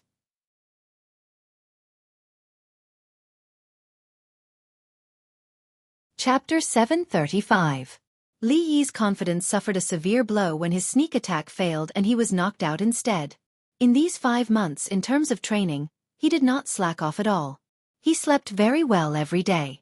Even if he did not become a grandmaster expert like Ru Yi, unrivaled in the pugilistic world, he could at least be called a hero, right? But even if it was a sneak attack, Princess Royal could force him to the wall while eating, which made him doubt his strength. You've made a lot of progress. Emingzu said this while eating egg fried rice, which was a blatant irony. Thinking that she was on par with second Miss Lu, she felt a little better in her heart. Emingzu threw a jar of wine over. Li Yi caught it and threw it back. "You're pregnant, so you can't drink." Emingzu nodded, patted the lid, and drank by herself. When the wine from the palace was sent here, it was served in exquisite utensils. Such a bold and unrestrained scene could only be seen in the morning dew hall. Emingzu asked him about what had happened in the past few months while eating. Li Yi briefly mentioned it and learned something about the women's college and the workshop. He looked at the sky and said, "It's getting late. I'll go back first. See you in a few days." It was a spur-of-the-moment idea just now. He felt that since he had come to the palace, it would be unreasonable if he didn't come to see her. He spent some time at the dining party, so he had to hurry back, or he would miss the meal. Emingzu continued to eat egg fried rice, waved her hand casually, and didn't look up. Her action seemed to be careless, but half an hour later, when there was a sword whistling in the back hall, Nanny Rong still found that the sword in her hand was no longer as heavy as before, and it was a little more flexible and light. After having a clear understanding of his own strength, Li Yi planned to let Chong send him back. Not to mention Taoist none, even if there was a master as powerful as Princess Royal, the guards on the surface and in the dark, and himself, he was afraid that he would not be able to defeat her. However, when he walked out of the palace gate, Li Yi couldn't help but be startled. The sloppy old man squatted under a big tree not far away, directly facing the palace gate. There were already a lot of candy wrappers on the ground. Li Yi walked over, looked at him and asked in surprise, "Didn't Su have something to buy? Why are you still here?" The sloppy old man straightened up and said, "I've already bought it." "Do you want to go back?" "It's on the way." If the sloppy old man was passing by, then Chong wouldn't have anything to do with it. If there were really two grandmasters who had come together to kidnap him, Li Yi would accept it. Su Tian. Chong stood at the gate of the palace and watched the carriage leave. He thought of what Taoist Yuan had said before, and after spitting out the name, his eyes narrowed. On a certain street in Jingdo, the sloppy old man pointed forward and said, "It seems like this is not the way to go back." "That road is blocked. It's faster to go here. Listen to me, you're right." When the carriage reached a certain place, Li Yi waved his hand and jumped out of the carriage. He said, "Su, wait here for a moment. I'll be right back." As he said this, he had already walked into the alley. Willow Alley was still Willow Alley. People came and went in the brothel next to the alley, but there were not many customers in the tea house in the alley. This was because the cost of the tea house was not low. Unknowingly, most people were blocked outside. At this moment, at a seat near the window of the tea house, a few young people looked out and saw a figure walking into the courtyard inside. At that moment, one of them couldn't help but chuckle. "Ha, another one who doesn't know the immensity of heaven and earth." After everyone looked over, there were a few whispers among themselves. "I'm afraid he hasn't recognized himself yet. If it was so easy to see the goddess of Luo Shui, why would we be sitting here drinking tea?" Wait until he gets the cold shoulder a few times and comes to his senses. "I'm afraid there will be another person here drinking tea." The few of them didn't hide the sarcasm and laughter on their faces. They, who had gotten the cold shoulder countless times, could already imagine the look on the servant girl's face when she came out. Li Yi didn't notice the few people in the tea house watching him make a fool of himself. After standing outside for a long time, he raised his hand and knocked on the door. The sound of footsteps came from inside, but the door didn't open. Then there was a clear and angry voice. "Miss is not here. Don't come again." Li Yi was startled. When did Xiao Chui, this servant girl, become so fierce? He knocked on the door again. The footsteps had already gone far away, but they soon came closer. The courtyard door opened with a creak, and Xiao Chui poked her head out. She said with a bit of anger, "How many times have I told you don't come here, miss?" She originally had a straight face as if she was lecturing them. Halfway through her sentence, her eyes suddenly widened and her voice became softer. Then she rubbed her eyes in disbelief. After taking a closer look, she still didn't believe it, so she prepared to rub her eyes again. Li Yi pulled her face. It was very elastic and full of collagen. After not seeing her for a few months, she was slightly fatter than before. It seemed that she had been eating well these days. He walked in by himself and asked, "Is Ruoqing and your miss here?" In the tea house opposite, the few young people who saw this scene all widened their eyes at the same time. He just pinched the servant girl's face? He just walked in like that? What right does he have? Voices of surprise and disbelief rang out. The sarcasm in the few people's hearts immediately turned into jealousy and anger. They had also visited countless times. Not only did they not see the Luo Shui goddess, they didn't even step into the courtyard. What right did this newcomer have to go in and pinch the servant girl's face? Immediately, one of them stood up and angrily asked the few people outside the tea house, "Why didn't you stop him?" Although he was still a little afraid of those people, the anger in his heart took the upper hand at this moment. At the entrance of the tea house, a man who sat there every day drinking tea asked in surprise, "Did I see wrongly?" One of his companions said, "I saw it too. It should be right." As the two of them suppressed the shock in their hearts, they saw the young man walking over and questioning them loudly. He raised his head and glanced at him. "Scram! If you don't scram, I'll break your legs." It was obvious that he had suffered a lot from these people. The young man retracted his head and left dejectedly. Xiao Chui came back to her senses. After closing the door, she immediately ran over and exclaimed in surprise, Li, you're back." Li Yi nodded and asked, Where are Miss Ruoqing and your miss? Sister Ruoqing and Miss left early in the morning. I don't know when they will be back. Xiao Chui looked at him and added, they really aren't here this time. Li, sit here for a while. I'll go pour you some tea. Seeing Xiao Chui run off quickly, Li Yi did not sit down at the stone table. Instead, he walked towards the back. The door to the art room was unlatched. He pushed the door open and walked in. The furnishings inside were not too different from what he remembered. There were a few unfinished sketches of undergarments on the table. There were also many sketches hanging in the room. It was slightly messy. When he turned around to leave, he turned his head again and picked up a drawing on the table. Underneath it was also an unfinished drawing. It was a drawing of a young man bent over a table, painting. Li Yi stared at it for a long time before putting it back in its original position. Xiao Chui walked in with a cup of tea and said, Miss and Sister Ruoqing might have gone to a brothel. I don't know where they went and when they will be back. It's fine. Li Yi took the teacup and walked out of the art room. After taking a sip, he placed it on the stone table in the courtyard. His gaze looked around. Not long after, he turned back and smiled at Xiao Chui, saying, when they come back, remember to tell me. I'll be leaving first. Li Yi walked out of the door, passed through Willow Lane, and got on the carriage. The sloppy old man glanced at him and said, I just went over to take a look. That road is not blocked. Li Yi put down the curtain and said, it's been blocked. You're tuning in to the Xiaofan's Wuxia Tales YouTube channel. Don't forget to subscribe and join us on this journey to catch the most captivating stories.